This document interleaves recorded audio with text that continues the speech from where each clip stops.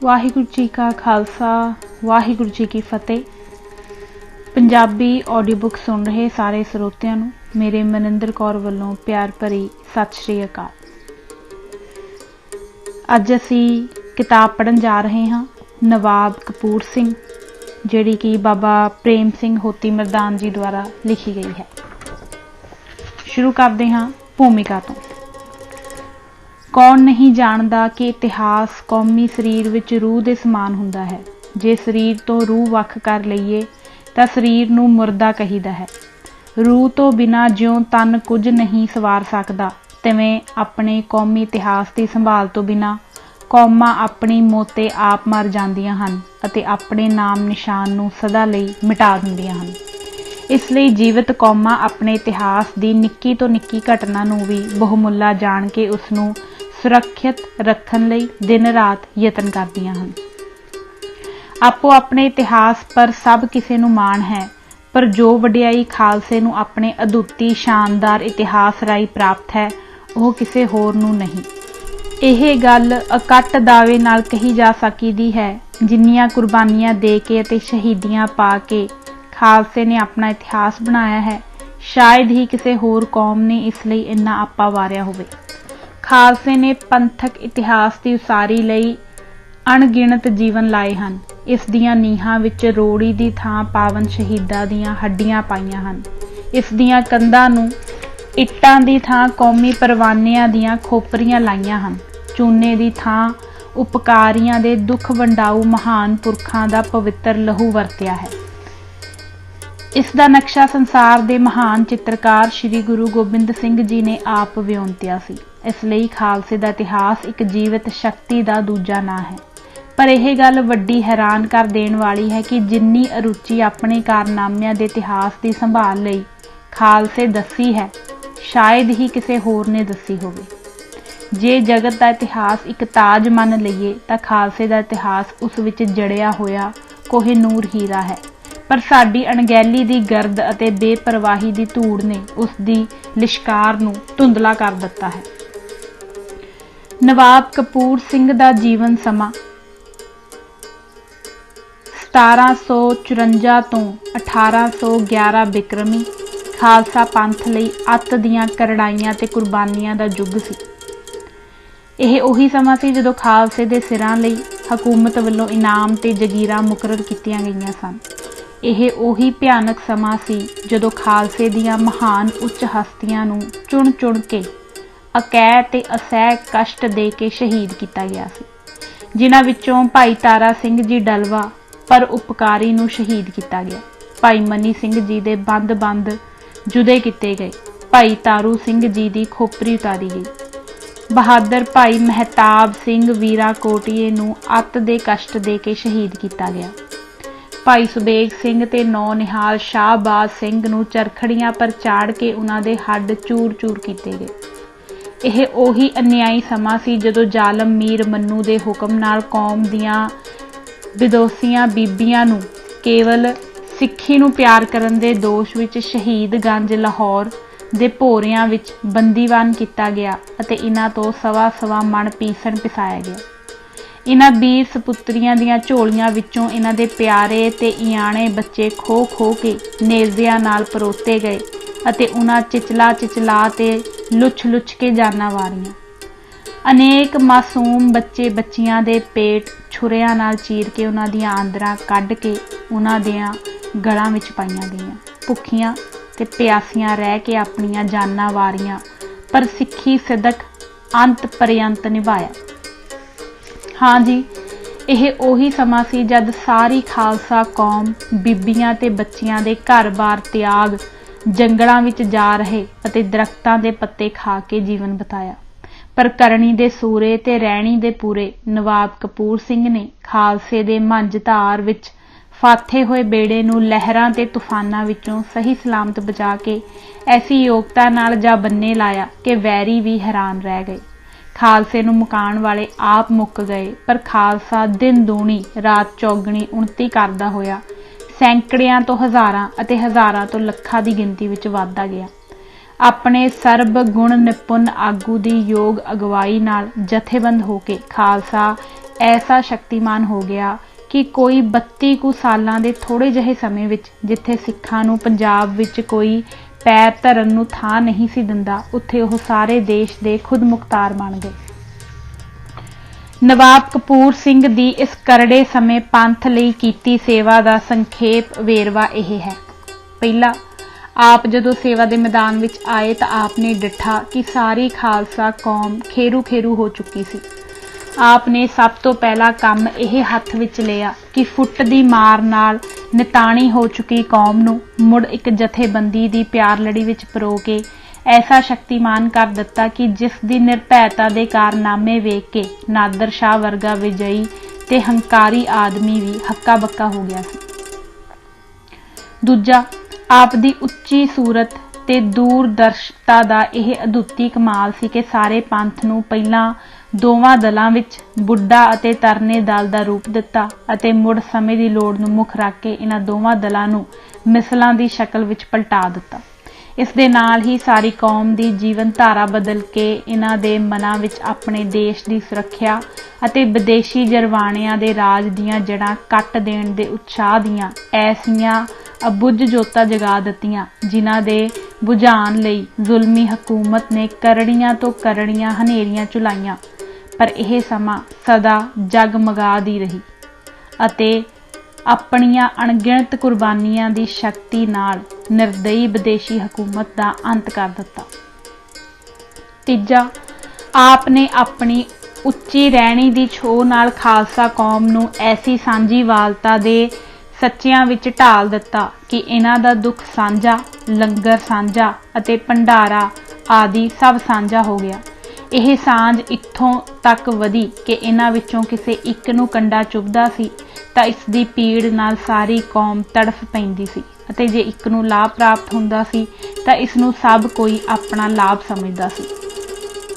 ਚੌਥਾ, ਅੱਤ ਦੇ ਭਿਆਨਕ ਕਸ਼ਟਾਂ ਤੇ ਅਤਿਆਚਾਰਾਂ ਦੇ ਸਮੇਂ ਖਾਲਸੇ ਨੂੰ ਚੜ੍ਹਦੀਆਂ ਕਲਾਂ ਵਿੱਚ ਰੱਖਣ ਲਈ ਜਿੱਥੇ ਉਸ ਦੀ ਰਹਿਣੀ ਬਹਿਣੀ ਨੂੰ ਬਦਲ ਦਿੱਤਾ, ਉੱਥੇ ਨਾਲ ਹੀ ਉਸ ਦੀ ਬੋਲੀ ਆਦਿ ਸਭ ਕੁਝ ਤਬਦੀਲ ਕਰ ਦਿੱਤਾ।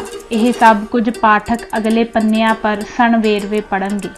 ਪੰਜਵਾਂ, ਰਾਜਸੀ ਗੌਰਵਤਾ ਤੋਂ ਛੁੱਟ ਆਪ ਦਾ ਪਰਮਾਰਥਕ ਜੀਵਨ ਇੰਨੀ ਉਚਿਆਣ ਪਰ ਪਹੁੰਚ ਚੁੱਕਾ ਸੀ ਕਿ ਆਪ ਦੇ ਹੱਥੋਂ ਅੰਮ੍ਰਿਤ ਪਾਨ ਕਰਨ ਵਿੱਚ ਵੱਡੀ ਵਡਿਆਈ ਤੇ ਮਾਣ ਸਮਝਿਆ ਜਾਂਦਾ ਸੀ।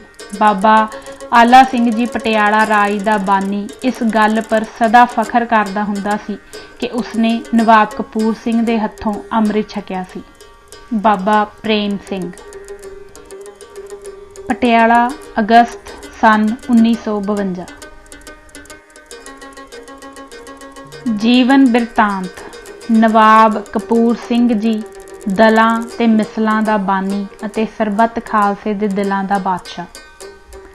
ਜਨਮ ਸੰਮਤ 1754 ਬਿਕਰਮੀ ਦਾ ਸੁਭਾਗਾ ਵਰਾ ਸਿੱਖ ਇਤਿਹਾਸ ਵਿੱਚ ਸਦਾ ਲਈ ਉਜਾਗਰ ਰਹੇਗਾ। ਇਸੇ ਸਾਲ ਉਸ ਮਹਾਨ ਵਿਅਕਤੀ ਨੇ ਜਨਮ ਲਿਆ ਜਿਸ ਨੇ ਖਾਲਸਾ ਪੰਥ ਦੇ ਨਾਂ ਨੂੰ ਸੰਸਾਰ ਪਰ ਸੂਰਜ ਵੱਤ ਪ੍ਰਕਾਸ਼ਮਾਨ ਕਰ ਦਿੱਤਾ। ਆਪ ਦਾ ਜਨਮ ਚੌਧਰੀ ਦਲੀਪ ਸਿੰਘ ਵਿਰਕ ਦੇ ਘਰ ਪਿੰਡ ਕਾਲੋਕੇ, ਪਰਗਨਾ ਸ਼ੇਖੂਪੁਰਾ ਵਿੱਚ ਹੋਇਆ। ਬਿਰਧਾਂ ਦੀਆਂ ਕਥਨੀਆਂ ਅਤੇ ਪੁਰਾਤਨ ਲਿਖਤੀ ਸਾਖੀਆਂ ਨੂੰ ਮੇਲ ਕੇ ਵਿਚਾਰਿਆ ਜਾਏ ਤਾਂ ਆਪ ਦੇ ਜੀਵਨ ਦੀ ਚੋਖੀ ਸਾਮੱਗਰੀ ਅੱਖਾਂ ਮੂਹਰੇ ਆ ਜਾਂਦੀ ਹੈ। ਪਿੰਡ ਕਾਲੋਕੇ ਵਿੱਚ ਵਿਰਕਾਂ ਦੀਆਂ 4 ਪੱਤੀਆਂ ਸਨ। ਚੌਧਰੀ ਦਲੀਪ ਸਿੰਘ ਮਾਲੋਕੀ ਪੱਤੀ ਦਾ ਪੱਤੀਦਾਰ ਸੀ, ਜਿੱਥੇ ਉਹ ਪੱਤੀਦਾਰੀ ਅਤੇ ਚੌਧਰਮੇ ਲਈ ਇਲਾਕੇ ਵਿੱਚ ਪ੍ਰਸਿੱਧ ਸੀ। ਉੱਥੇ ਉਸ ਤੋਂ ਵੀ ਵੱਧ ਗੁਰੂ ਘਰ ਦਾ ਸਿਦਕੀ ਸਿੱਖ ਹੋਣ ਦੇ ਕਾਰਨ ਉਸ ਨੂੰ ਬਹੁਤਾ ਮਾਣ ਪ੍ਰਾਪਤ ਸੀ। ਕਪੂਰ ਸਿੰਘ ਦਾ ਬਾਲਪਨ। ਕਪੂਰ ਸਿੰਘ ਦੇ ਬਾਲਪਨ ਦੇ ਜਿੰਨੇ ਕੁ ਸਮਾਚਾਰ ਖੋਜ ਕਰਨ ਪਰ ਮਿਲੇ ਹਨ ਉਹ ਇਹ ਹਨ ਕਿ ਸਿਰਜਣਹਾਰ ਇਸ ਬਾਲਕ ਦੀ ਸਾਜਨਾ ਐਸੀ ਵਿਲੱਖਣ ਸਾਜੀ ਸੀ ਜਿਸ ਨੂੰ ਵੇਖਣ ਵਾਲੇ ਅਚੰਭਤ ਹੋ ਜਾਂਦੇ ਸਨ। ਇੰਨੀ ਉਮਰ ਦੇ ਬੱਚਿਆਂ ਵਿੱਚ ਕਪੂਰ ਸਿੰਘ ਦਾ ਕੱਦ ਚੋਖਾ ਉੱਚਾ ਸੀ, ਜੁੱਸਾ ਦੂਰਾ ਅਤੇ ਸ਼ਕਤੀ ਭਰਪੂਰ ਸੀ। ਚਿਹਰਾ ਭਰਵਾਂ ਤੇ ਜੋਤਮਈ ਸੀ। ਬੁੱਧੀ ਇੰਨੀ ਤੀਖਣ ਕਿ ਥੋੜੇ ਸਮੇਂ ਵਿੱਚ ਹੀ ਆਪਣੀ ਧਰਮੀ ਮਾਂ ਤੋਂ ਬਹੁਤ ਸਾਰੀ ਗੁਰਬਾਣੀ ਮੁੱਖ ਆਗਰ ਕੰਠ ਕਰ ਲਈ। ਇਸ ਤੋਂ ਛੁੱਟ ਸਮੇਂ ਦੀ ਲੋੜ ਅਨੁਸਾਰ ਸ਼ਸਤਰ ਵਿਦਿਆ, ਤੇਗ, ਨੇਜੇ ਅਤੇ ਢਾਲ ਦੀ ਵਰਤੋਂ, ਤੀਰ, तुरंग की निशानाबाजी विच पूर्ण प्रवीणता प्राप्त कर ली। चौधरी दलीप सिंह चप्पल घोड़ियां ते सुंदर घोड़ियां दे पालन का बड़ा शौकीन सी, जिस दे कारण सुत्ते ही काका कपूर सिंह घोड़सवारी विच इन्ने उच्चे कमाल पर पुज गया कि उसका नां नामी सवारां विच गिणिया जान लगा। नवा जीवन। कपूर सिंह दे बालपन दीआं खेडां दीआं रुचियां जंगी करतबां दे अभ्यास नूं वधाउण वल रहिंदियां सन। आप दी मन भाव दी खेड यह सी कि पिंड दे नौजवान बालकां नूं इकट्ठा करके उन्हां नूं दोहां भागां विच वंड दिंदा। एक दल की अगवाई आप करदा ते दूजे नूं वैरी दी सेना समझ के उस पर हनर दे जोश नाल हल्ला बोलदा, जो असल संग्राम तो किसी तरह भी कट ना सी हुंदी। इस समय वह वैरी दल के खिडारियों नूं घेरे विच लैण दा यतन करदा अते जद वह काबू आ जांदे तां उन्हां तो हथियार खो के उन्हां नूं कैदी बना लैंदा आदि। दस्सिया जांदा है कि एक दिन इन्हां जंगी अभ्यासां दे करदिआं टाकरा कर रही फौज दे एक नौजवान ने, जो जोश विच मता होया सी, आप पर तेग दा वार किया, जो संजोग नाल ओह उसनूं ढाल पर ना लै सकिया अते ओह सिद्धे आप दे मोढे पर लगा, जिस नाल चौखी डूंघाई तक मोढा कट गया। पहले पहल तां उस समय दे फट बन्ना दी विचार सी कि कपूर सिंह इस घाव तो नरोआ ना हो सकेगा, पर लम्मा इलाज करन पर फट मोड़ा खा गया ते आप नूं मुड़ नवा जीवन मिलिया।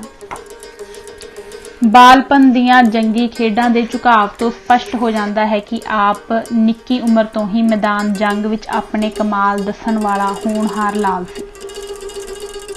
कपूर सिंह दा अमृत पान करना। बंदा सिंह बहादुर दी लू कंडे कर देण वाली अनोखी शहीदी दे उपरंत बंदईयां ते खालसे विच कुछ सिद्धांती मतभेद उपज पिया। इस समय बंदईयां ने एक रात चुपचाप श्री दरबार साहिब अमृतसर नूं अपने अधिकार विच लै लिया। दूजे बन्ने खालसे ने श्री अकाल तख्त की सेवा अपने हथ लै लई। इस तरह दोहां धिरां विच प्यार की थां दो प्यार ने मेल लई। हुण 1721 ईस्वी की विसाखी का समागम नेड़े आ गया। इस मौके आपस के कुड़त्तन के वधेरे वध जाण की संभावना नूं अनुभव करके पंथ के कुछ शुभ चिंतक श्री माता सुंदरी जी अते माता साहिब देवा जी की सेवा विच दिल्ली हाजिर होए। अमृतसर विच जो कुछ हो रहा सी वह सविस्तार उन्हां मातावां नूं कह सुनाया। लम्मी सोच के बाद यह विਉਂਤ सोची गई कि भाई मनी सिंह जी नूं अमृतसर भेजिया जाए अते ओह दोहां धिरां दा विचोला बन के खालसे दा आपस विच मेल मिलाप करवा देवे। भाई साहिब मातावां दे हुक्म अनुसार अमृतसर पहुँच गए। इत्थे आप ने दोहां धड़ियां नूं संतुष्ट करके पंथ नूं खून खराबे तो बचा लिया अते श्री दरबार साहिब की सेवा मुड़ खालसे दे हथ सौंपी। हुण खालसे विच एकता आ गई सी, इसलिए आवन वाली विसाखी सरबत खालसे ने मिल के ऐसी रौनक नाल मनाई जिस दी नज़ीर पहलां घट मिलदी सी। इस समागम की विशेष सफलता यह सी कि भाई साहिब के प्रचार के कारण बेअंत माई भाई ने अमृत की दात प्राप्त की, जिन्हां विच कपूर सिंह ने भाई मनी सिंह जी के हथों अमृत पान किया। जीवन विच चानचक पलटा। शहीद भाई तारा सिंह जी पिंड वां निवासी अपने समय का महा पर उपकारी आदर्शक सिख मन्निया जाता सी। जिथे वह नाम बाणी की रंगण विच सदा रता रहिंदा सी, उत्थे नाल ही रणभूमियां दा निरभै जोधा प्रसिद्ध सी। उसने अपने पिंड अपनी भौं विच एक बुरज उसारिया होया सी, जिहड़ा उस करड़े समय सिंघां दे वेले कुवेले आ रहण दा पक्का ठिकाणा सी। लंगर आप दा अमुक चलदा सी, जिस तो सब कोई वरसावदा सी। भाई तारा सिंह दे सिੱਖੀ प्यार नूं वेख के साहिब राय नशहरे दा चौधरी, जिहड़ा हकूमत दा खुशामदी अते ਸਿੰਘਾਂ दा वैरी मन्निया जांदा सी, भाई जी दे बुरज विच ਸਿੰਘਾਂ दा रहना अते लंगर तो लाभ प्राप्त करना तक के ਉਹ ईरखा दी अग विच सड़दा रहिंदा सी। ਉਹ ਚਾਹੁੰਦਾ ਸੀ कि तारा सिंह दे बुरज नूं धरती नाल मिला दिता जाए, जिथे सिंह आके टिकदे हन अते लंगर बंद करवा देवे, जिथों उन्हां नूं खाण लई प्रशादे मिलदे हन। इस नीच भावना दे पूरे करन लई ਉਹ मिर्जा जाफर बेग फौजदार पट्टी दी हाज़री विच पुज्जा ते भाई तारा सिंह दे विरुद्ध यह दूषण लाया कि उसने उस दीआं घोड़ियां ਸਿੰਘਾਂ दे हथ फड़ा दित्तियां हन।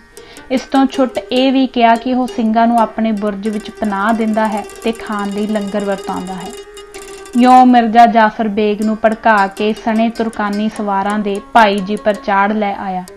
ਸਿੰਘਾਂ ਨੂੰ जब चौधरी साहिब राय दे इस पाप कर्म का पता लगा तो वह भी कोई 125 के लगभग आलियों दुआलियों भाई तारा सिंह जी सहायता लई इकट्ठे हो गए। इन्हां विच सरदार बघेल सिंह ढिल्लों के जथे ने विशेष भाग लिया। जाफर बेग दे सवारां ने उत्थे पहुंच के पिंड नूं घेरा पा लिया ते लगे गोलियां दी बरखा वसान। ਇਹਦੇ जवाब विच खालसे ने भी भाई तारा सिंह जी की अगवाई विच जीवन तो हथ धो के जाफर बेग दा ओह कहर दा टाकरा किया कि हाकम नूं लैणे दी थां देने पै गए। सारा दिन लोहे नाल लोहा खड़कदा रहा। लोडे पहर खालसा बुरज दे मोर्चिਆਂ तो निकल के वैरी पर टुट पिया अते ऐसियां तेगां मारियां कि पट्टी दी सैना नूं हत्थां पैरां दी पै गई। ओह अपने कई सौ सवार मरवा के मैदान खालसे दी भेटा करके अपनियां जानां बचा के निकल गए। मरण वालियां विच जाफर बेग दा भतीजा भी सी। इत्थों भांज खा के मिर्जा जाफर बेग सीधा लाहौर पुज्जा अते जकरिया खान कोल जा पिटिया। खान बहादुर ने उसकी सहायता लई मोमन खान दी तहत विच फौज भेज के भाई तारा सिंह दे बुरज पर धावा करन दा हुक्म दिता तां जो उसनूं जिउंदा फड़ के लाहौर हाज़र किया जावे। मोमन खान ने पहुंच के बुरज नूं घेरा पा लिया। इधरों खालसे ने भी ओह अंधाधुंद गोलियां वसाइयां कि वैरी दे अनेक जवान सदा दी नींदे सवा दिते। छेकड़ सिंघा पास दारू सिक्का मुक गया। तलवारां धू के गढ़ी विचों बाहर निकल आए। इस समय ऐसी श्री साहिब खड़की कि एक कहर वरत गया। इत्थे भाई तारा सिंह रण विच अनेकां दे आहू लाउंदा होया वैरियां दियां बरछियां दे कई फट शरीर पर खा के शहीदी का अमृत पी गया। यह घटना सन 1726 की है। खालसे पर इस शहीदी का की प्रभाव पिया। सत स्वरूप महापरोपकारी भाई तारा सिंह जी की जरवाणियां दे हथों शहीदी की खबर ज्यों ज्यों खालसे विच खिलरदी गई त्यों त्यों जंगल की अगन की तरह भांबड़ मचाई गई। वैरियां दे इस अत्याचार ने नौजवान खालसे के जीवन विच तूफान वत परिवर्तन लै आंदा। सैकड़े गुरसिखां ने अपने निजी काम धंधे त्याग के अगे नूं अपना जीवन निरोल पंथ सेवा अते जालम हकूमत तो भाई तारा सिंह की हत्या का बदला लैण का प्रण किया। इन्हां कुर्बानी के पतंगियां विच नौजवान कपूर सिंह नां दा विशेष लिखनयोग है। आप दे मन नूं उपरोक्त घटना ने इन्ना पीड़ित किया कि आपने ना केवल घर के काम काज तो ही मूड़ मोड़ लिया सगों साकां संबंधियां तो ही निर्मोह होकर सदा लई अपने आप नूं पंथ की सेवा लई समर्पण कर दिता। हुण कपूर सिंह सने कई होरनां जवानां दे घरों निकल के अमृतसर पहुंचा अते दीवान दरबारा सिंह दे जथे विच मिल गया। अमृतसर विच खालसे दा इकट्ठ जिहा कि पाठक उपर पढ़ आए हैं कि भाई तारा सिंह जी की शहीदी ने सारे खालसे नूं एक हलूणा दे दिता सी। सब कोई यह चाहता सी कि अत्याचारियों नूं ऐसे करारे हथ दसे जाण कि हकूमत नूं पता लग जाए कि किसी बेदोशे उपकारी की शहीदी का फल किवें भुगतना पैंदा है। इस विचार नूं वरतों विच लियाउण लई खालसे ने अमृतसर विच एक वड्डा इकट्ठ कीता जिस विच लंबी विचार के उपरंत यह गुरमता सौधिया गया जिस दियां यह धारां सन। पहला, हकूमत नूं निताणा करन लई शाही खजाने लई इलाकिਆਂ तो आवन वाली माया पहुंचण तो पहला ही अपने अधिकार विच कर लिया जाया करे। दूजा, शाही हथियार घरां तो हथियार अते हुकूमत दे घोड़ियां दे गल्लियां तो घोड़े प्राप्त करके खालसे दीयां लोड़ां पूरीआं कीतीआं जाण। तीजा, लगदे वा हुकूमत दे सहायकां खुशामदियां दी भी पूरी सुधाई कीती जाए। इन्हां विचारां समय जोशीले नौजवान कपूर सिंह ने इन्ना वध चढ़ के भाग लिया कि जथेदार दरबारा सिंह ने आप नूं मुख सेवादारां विच प्रवान कर लिया। सम्मत 1783 तो 1784 दियां मारां। जथेदार दरबारा सिंह जी के उपरोक्त फैसले अनुसार कपूर सिंह की अगवाई हेठ एक तकड़ा जथा माझे विच फिर निकलिया। जत्थे विच कुछ सियाणे अते उत्साही सिंह वैरी दियां खबरां पहुंचाउण दी सेवा लई नियत कीते गए। अजे थोड़े दिन ही बीते सन कि चानचक सूहे खबर लै आए कि 4 लाख रुपया ਮੁਲਤਾਨ ਦੇ ਇਲਾਕੇ ਦੇ ਮਾਲੀਏ ਦਾ ਦਿੱਲੀ ਸ਼ਾਹੀ ਖਜ਼ਾਨੇ ਲਈ ਜਾ ਰਿਹਾ ਹੈ, ਜਿਸ ਦੀ ਰਾਖੀ ਲਈ 200 ਸਵਾਰਾਂ ਦਾ ਹਥਿਆਰਬੰਦ ਦਸਤਾ ਨਾਲ ਹੈ। ਇਹ 2 ਕੁ ਦਿਨਾਂ ਤੀਕ ਲਾਹੌਰ ਦੀ ਹੱਦ ਵਿੱਚ ਪਹੁੰਚਣਗੇ। ਇਹ ਸੁਣਦੇ ਸਾਰ ਹੀ ਖਾਲਸੇ ਨੇ ਝੱਟ-ਪੱਟ ਕੋਈ 400 ਖਿੰਡੇ ਹੋਏ ਸਿੰਘ ਇਕੱਠੇ ਕਰ ਲਏ ਅਤੇ ਇਹ ਖਜ਼ਾਨਾ ਖੁੱਡੀਆਂ ਪਰਗਣਾ ਲਾਹੌਰ ਦੇ ਮੁਕਾਮ ਪਰ ਪੁੱਜਾ ਤਾਂ ਖਾਲਸਾ ਇਕਾਇਕ ਇਸ ਪਰ ਬਿਜਲੀ ਵਾਂਗ ਕੜਕ ਕੇ ਟੁੱਟ ਪਿਆ ਅਤੇ ਸਾਰਾ ਖਜ਼ਾਨਾ ਆਪਣੇ ਅਧਿਕਾਰ ਵਿੱਚ ਲੈ ਲਿਆ। ਰਖਵਾਲੀ ਫੌਜ ਦੇ ਜਵਾਨਾਂ ਵਿੱਚੋਂ ਲਗਭਗ ਅੱਧਿਆਂ ਤੋਂ ਵੱਧ ਮਾਰੇ ਜਾਂ ਫੱਟੜ ਕਰ ਦਿੱਤੇ ਅਤੇ ਬਾਕੀ ਰਹਿੰਦਿਆਂ ਨੇ ਭੱਜ ਕੇ ਬੜੀ ਕਠਿਨਤਾ ਨਾਲ ਆਪਣੀਆਂ ਜਾਨਾਂ ਬਚਾ ਲਈਆਂ ਤੇ ਲਾਹੌਰ ਜਾ ਪਹੁੰਚੇ। ਖਜ਼ਾਨੇ ਦੇ ਨਾਲ ਮੁਰਦਿਆਂ ਤੇ ਫੱਟੜਾਂ ਦੇ ਘੋੜੇ ਤੇ ਸ਼ਸਤਰ ਵੀ ਲੱਗਦੇ ਹੱਥ ਖਾਲਸੇ ਨੇ ਸਾਂਭ ਲਏ। ਇਸ ਸਮੇਂ ਖਾਲਸੇ ਨੇ ਇੰਨੀ ਫੁਰਤੀ ਤੋਂ ਕੰਮ ਲਿਆ ਕਿ ਲਾਹੌਰ ਤੋਂ ਵੈਰੀ ਦੀ ਸਹਾਇਤਾ ਲਈ ਫੌਜ ਦੇ ਪਹੁੰਚਣ ਤੋਂ ਪਹਿਲਾਂ ਹੀ ਉਹ ਰਾਵੀ ਦੀਆਂ ਝੱਲਾਂ ਵਿੱਚ ਜਾ ਵੜਿਆ, ਜਿੱਥੇ ਸ਼ਾਹੀ ਕਰਮਚਾਰੀਆਂ ਦਾ ਪਹੁੰਚਣਾ ਸੰਭਵ ਸੀ। ਫਿਰਤੂ ਦਸਤਾ 2-4 ਦਿਨ ਇੱਧਰ ਉੱਧਰ ਭਾਲ ਕਰਕੇ ਲਾਹੌਰ ਪਰਤ ਗਿਆ। ਇਹ ਗੱਲ ਸਾਵਣ ਸੰਮਤ 1783 ਦੀ ਹੈ। ਦੂਜੀ ਮਾਰ। ਉੱਪਰਲੀ ਘਟਨਾ ਤੋਂ 2 ਕੁ ਮਹੀਨੇ ਉਪਰੰਤ 1 ਲੱਖ ਰੁਪਇਆ ਕਸੂਰ ਤੋਂ ਲਾਹੌਰ ਭੇਜਿਆ ਜਾ ਰਿਹਾ ਸੀ। ਸੂਬੇ ਵੱਲੋਂ ਰਾਖੀ ਪਹਿਰੇ ਦਾ ਬੜਾ ਤਕੜਾ ਪ੍ਰਬੰਧ ਸੀ। ਖਬਰ ਪਹੁੰਚਾਊ ਸੇਵਾਦਾਰਾਂ ਨੇ ਚਵੰਡੇ ਆ ਖਬਰ ਦਿੱਤੀ। ਖਾਲਸਾ ਤੁਰੰਤ ਦੀਵਾਨ ਦਰਬਾਰਾ ਸਿੰਘ ਦੀ ਅਗਵਾਈ ਹੇਠ ਤਿਆਰ ਹੋ ਕੇ ਸ਼ਾਹੀ ਖਜ਼ਾਨੇ ਨੂੰ ਅੱਗੋਂ ਜਾ ਮੱਲਿਆ ਤੇ ਪਹਿਰੂਆਂ ਨੂੰ ਘੇਰਾ ਪਾ ਕੇ ਪਹਿਲਾਂ ਉਹਨਾਂ ਦੇ ਹਥਿਆਰ ਖੋਹ ਲਏ ਅਤੇ ਫਿਰ ਖਜ਼ਾਨਾ ਖੋਹ ਕੇ ਉਹਨਾਂ ਦੇ ਹੀ ਪਸ਼ੂਆਂ ਪਰ ਲੱਦਿਆ ਲਦਾਇਆ ਹੱਕ ਖੜਿਆ ਅਤੇ ਆਪਣੇ ਨਿਯਤ ਕੀਤੇ ਸੁਰੱਖਿਅਤ ਸਥਾਨ ਪਰ ਪਹੁੰਚ ਗਏ।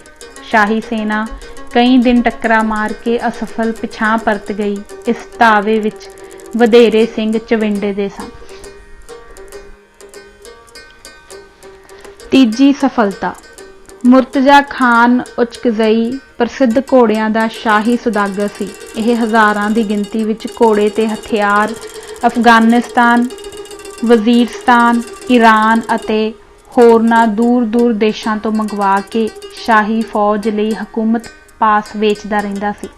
ਇਸ ਵਪਾਰ ਵਿੱਚ ਇਸ ਲੱਖਾਂ ਰੁਪਏ ਕਮਾਏ ਸਨ, ਜਿਸ ਦੇ ਕਾਰਨ ਇਹ ਹਕੂਮਤ ਦਾ ਇੱਕ ਲੋੜੀਂਦਾ ਅੰਗ ਮੰਨਿਆ ਜਾਂਦਾ ਸੀ। ਅੱਸੂ ਸੰਮਤ 1783 ਦੀ ਗੱਲ ਹੈ ਕਿ ਇਹ ਕਈ ਸੌ ਘੋੜਿਆਂ ਦਾ ਗੜਾ ਅਤੇ ਹਥਿਆਰਾਂ ਦਾ ਜ਼ਖੀਰਾ ਲੈ ਕੇ ਸਣੇ ਆਪਣੇ ਕਾਫਲੇ ਦੇ ਦਿੱਲੀ ਜਾ ਰਿਹਾ ਸੀ। ਇਹ ਜਦ ਜੰਡਿਆਲੇ ਤੋਂ ਇੱਕ ਮੰਜ਼ਲ ਦੀ ਵਾਟ ਪਰ ਪੁੱਜਾ ਤਾਂ ਕਪੂਰ ਸਿੰਘ ਦੇ ਜਥੇ ਨੂੰ ਇੱਕ ਸੂਹੇ ਨੇ ਖਬਰ ਆ ਦਿੱਤੀ ਕਿ ਘੋੜਿਆਂ ਅਤੇ ਹਥਿਆਰਾਂ ਦਾ ਵੱਡਾ ਸਾਂਗਾ ਦਿੱਲੀ ਜਾ ਰਿਹਾ ਹੈ। ਜੇ ਕਦੇ ਇਸ ਦੀ ਸੁਧਾਈ ਕੀਤੀ ਜਾਏ ਤਾਂ ਸਾਰੇ ਜਥੇ ਦੀ ਹਥਿਆਰਾਂ ਤੇ ਘੋੜਿਆਂ ਦੀ ਥੁੜ ਪੂਰੀ ਹੋ ਸਕਦੀ ਹੈ। ਖਾਲਸੇ ਨੇ ਇਹ ਗੈਬੀ ਸਹਾਇਤਾ ਕਾਦਰ ਵੱਲੋਂ ਭੇਜੀ ਹੋਈ ਸਮਝੀ। ਉਸੇ ਵਕਤ ਸਾਰਾ ਜਥਾ ਤਿਆਰ ਹੋ ਕੇ ਉੱਥੇ ਪਹੁੰਚ ਗਿਆ, ਜਿੱਥੇ ਇਸ ਕਾਫਲੇ ਰਾਤ ਬਿਤਾਉਣ ਲਈ ਡੇਰਾ ਕਰਨਾ ਸੀ। ਬਸ ਘੋੜਿਆਂ ਨੂੰ ਸਾਹਮਣੇ ਵੇਖ ਕੇ ਖਾਲਸਾ ਇੱਕਾ-ਇੱਕ ਇਹਨਾਂ ਪਰ ਟੁੱਟ ਪਏ ਤੇ ਹੁਣ ਆਪਣੇ ਮੜੀਅਲ ਘੋੜਿਆਂ ਤੋਂ ਉਤਰ ਕੇ ਸ਼ਾਹੀ ਘੋੜਿਆਂ ਪਰ ਸਵਾਰ ਹੋ ਕੇ ਤੁਰਤ ਫੁਰਤ ਅੱਖਾਂ ਤੋਂ ਓਲੇ ਹੋ ਗਏ। ਇਹਨਾਂ ਘੋੜਿਆਂ ਤੇ ਹਥਿਆਰਾਂ ਦੇ ਮਿਲਣ ਨਾਲ ਖਾਲਸਾ ਦਲ ਦੀ ਬਹੁਤ ਬੜੀ ਥੁੜ ਪੂਰੀ ਹੋ ਗਈ। ਹੁਣ ਉਹ ਇੰਨਾ ਸਖਤੀਵਰ ਹੋ ਗਿਆ ਕਿ ਛੋਟੀ-ਮੋਟੀ ਗਸ਼ਤੀ ਫੌਜ ਨਾਲ ਤਕੜੀ ਟੱਕਰ ਲੈਣ ਦੇ ਸਮਰੱਥ ਹੋ ਗਿਆ ਸੀ। ਉੱਪਰ ਲਿਖੀਆਂ ਮਾਰਾਂ ਦੇ ਮਾਰਨ ਨਾਲ ਖਾਲਸੇ ਦਾ ਇੰਨਾ ਹੱਥ ਖੁੱਲ੍ਹ ਗਿਆ ਸੀ ਕਿ ਉਹ ਮੁੜ ਦਿਨੋਂ ਦਿਨ ਵਧਣ ਫੁੱਲਣ ਲੱਗਾ। ਥੋੜੇ ਦਿਨਾਂ ਵਿੱਚ ਉਹ ਸੈਂਕੜਿਆਂ ਤੋਂ ਹਜ਼ਾਰਾਂ ਦੀ ਗਿਣਤੀ ਵਿੱਚ ਵੱਧ ਗਏ। ਦਿੱਲੀ ਤੇ ਲਾਹੌਰ ਦੀ ਫੌਜ ਦਾ ਮਿਲਵਾਂ ਇਕੱਠ। ਸ਼ਾਹੀ ਖਜ਼ਾਨੇ ਦੀ ਖੋਹਾ ਖੋਹੀ ਦੀਆਂ ਖਬਰਾਂ ਸੁਣ ਕੇ ਦਿੱਲੀ ਦੀ ਹਕੂਮਤ ਬੜੀ ਘਬਰਾਈ ਅਤੇ ਆਪਣੀ ਵਿਸ਼ੇਸ਼ ਸੈਨਾ ਲਾਹੌਰ ਦੀ ਫੌਜੀ ਸਹਾਇਤਾ ਲਈ ਪੰਜਾਬ ਵੱਲ ਤੋਰੀ, ਤਾਂ ਜੋ ਸਿੱਖਾਂ ਦੀ ਉੱਠ ਰਹੀ ਸ਼ਕਤੀ ਨੂੰ ਵਧਣ ਤੋਂ ਪਹਿਲਾਂ ਮਿਧ ਦਿੱਤਾ ਜਾਏ। ਪੰਜਾਬ ਵਿੱਚ ਪਹੁੰਚ ਕੇ ਜ਼ਕਰੀਆ ਖਾਨ ਦੀ ਇੱਛਾ ਅਨੁਸਾਰ ਇਹਨਾਂ ਦੋਹਾਂ ਸੰਮਿਲਿਤ ਫੌਜਾਂ ਨੇ ਖਾਲਸੇ ਦੀ ਭਾਲ ਵਿੱਚ ਝਾੜ ਤੇ ਖੱਡ ਨੂੰ ਛਾਣ ਮਾਰਿਆ ਅਤੇ ਕਈ ਥਾਈਂ ਡਟ ਕੇ ਟਾਕਰੇ ਵੀ ਹੋਏ, ਪਰ ਖਾਲਸੇ ਦੀ ਅਗਵਾਈ ਦੀ ਵਾਗਡੋਰ ਦੀਵਾਨ ਦਰਬਾਰਾ ਸਿੰਘ ਤੇ ਕਪੂਰ ਸਿੰਘ ਵਰਗਿਆਂ ਮਹਾਨ ਆਗੂਆਂ ਦੇ ਹੱਥਾਂ ਵਿੱਚ ਹੋਣ ਦੇ ਕਾਰਨ ਵੈਰੀ ਜਿਉਂ-ਜਿਉਂ ਖਾਲਸੇ ਨੂੰ ਦਬਾਉਣ ਦਾ ਯਤਨ ਕਰਦਾ ਸੀ, ਅਮਰ ਖਾਲਸਾ ਜਿਉਂ-ਤਿਉਂ ਦੂਣਾ ਚੋਣਾ ਹੋ ਕੇ ਕੁੰਦਨ ਵਾਂਗ ਵਧੇਰੀ ਚਮਕ ਨਾਲ ਸ਼ੁੱਧ ਹੋ ਨਿਖਰਦਾ ਸੀ। ਹਕੂਮਤ ਨੂੰ ਪੰਜਵੀਂ ਸਿੱਖਿਆ। ਮੁਹੰਮਦ ਜਾਫਰ ਖਾਨ 7000 ਪਿਸ਼ਾਵਰ ਤੋਂ ਦਿੱਲੀ ਜਾ ਰਿਹਾ ਸੀ। ਦਿੱਲੀ ਦਾ ਪੁਰਾਣਾ ਰਾਹ ਨੂਰਦੀਨ ਦੀ ਸਰਾਂ ਤੋਂ ਹੁੰਦਾ ਹੋਇਆ ਗੋਇੰਦਵਾਲ ਦੇ ਪੱਤਣੋਂ ਪਾਰ ਹੋ ਕੇ ਲੰਘਦਾ ਸੀ।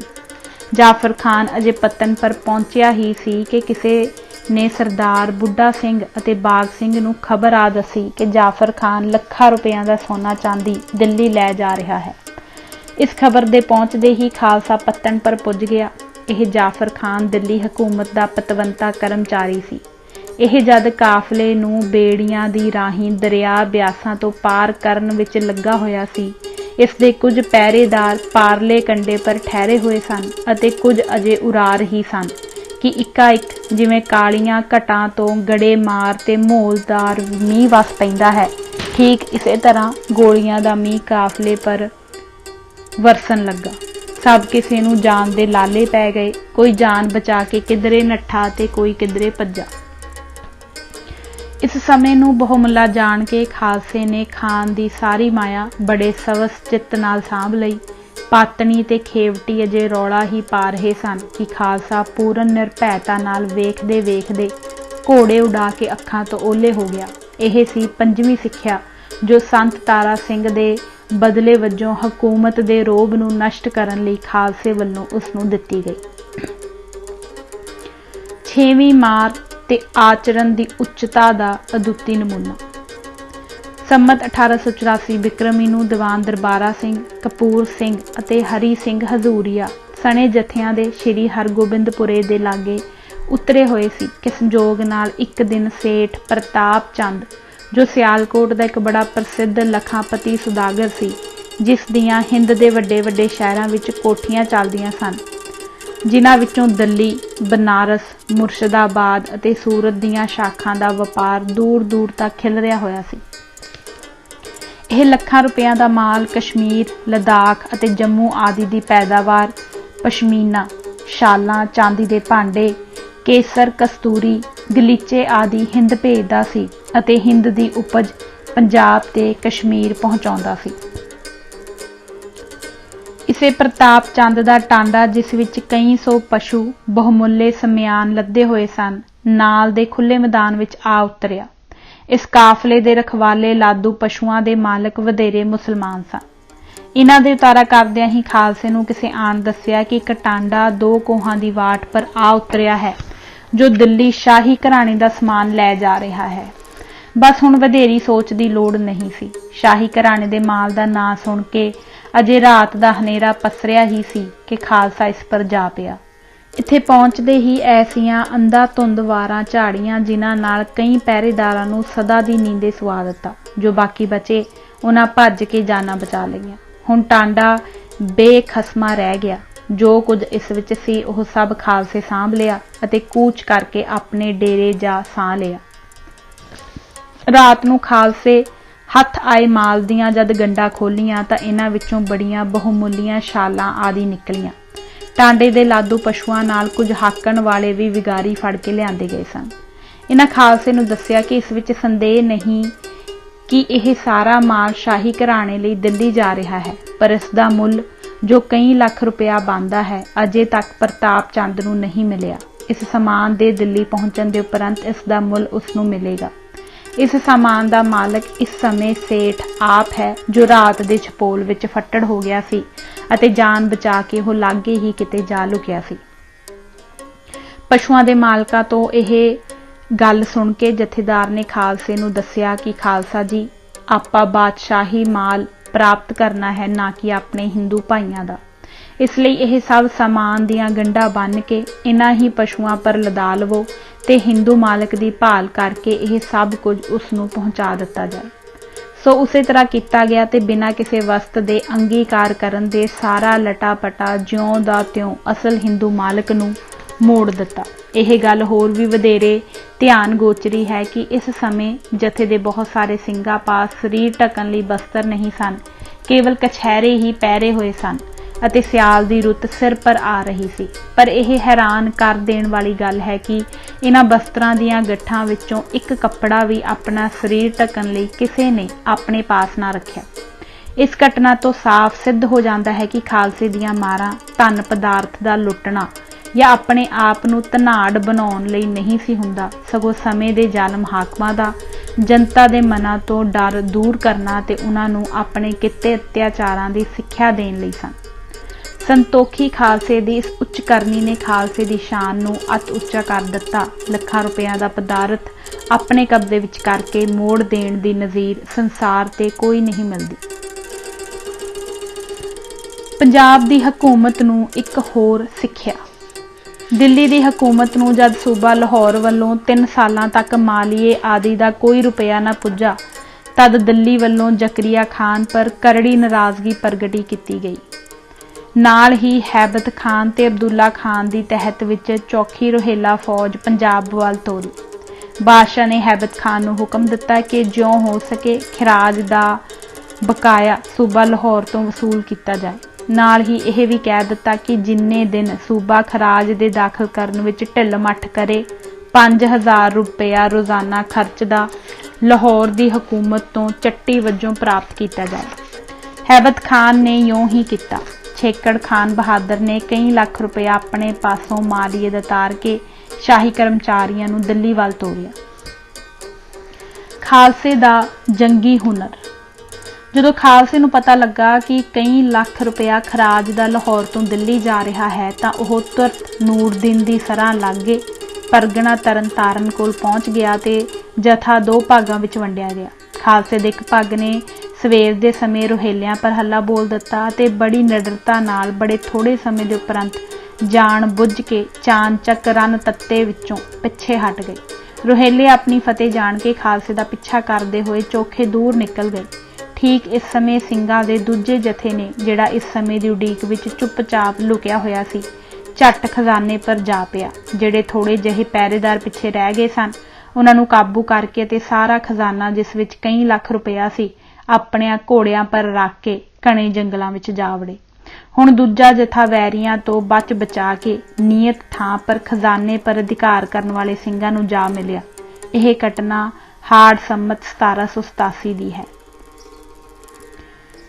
जकरिया खान वल्लों करड़ाई।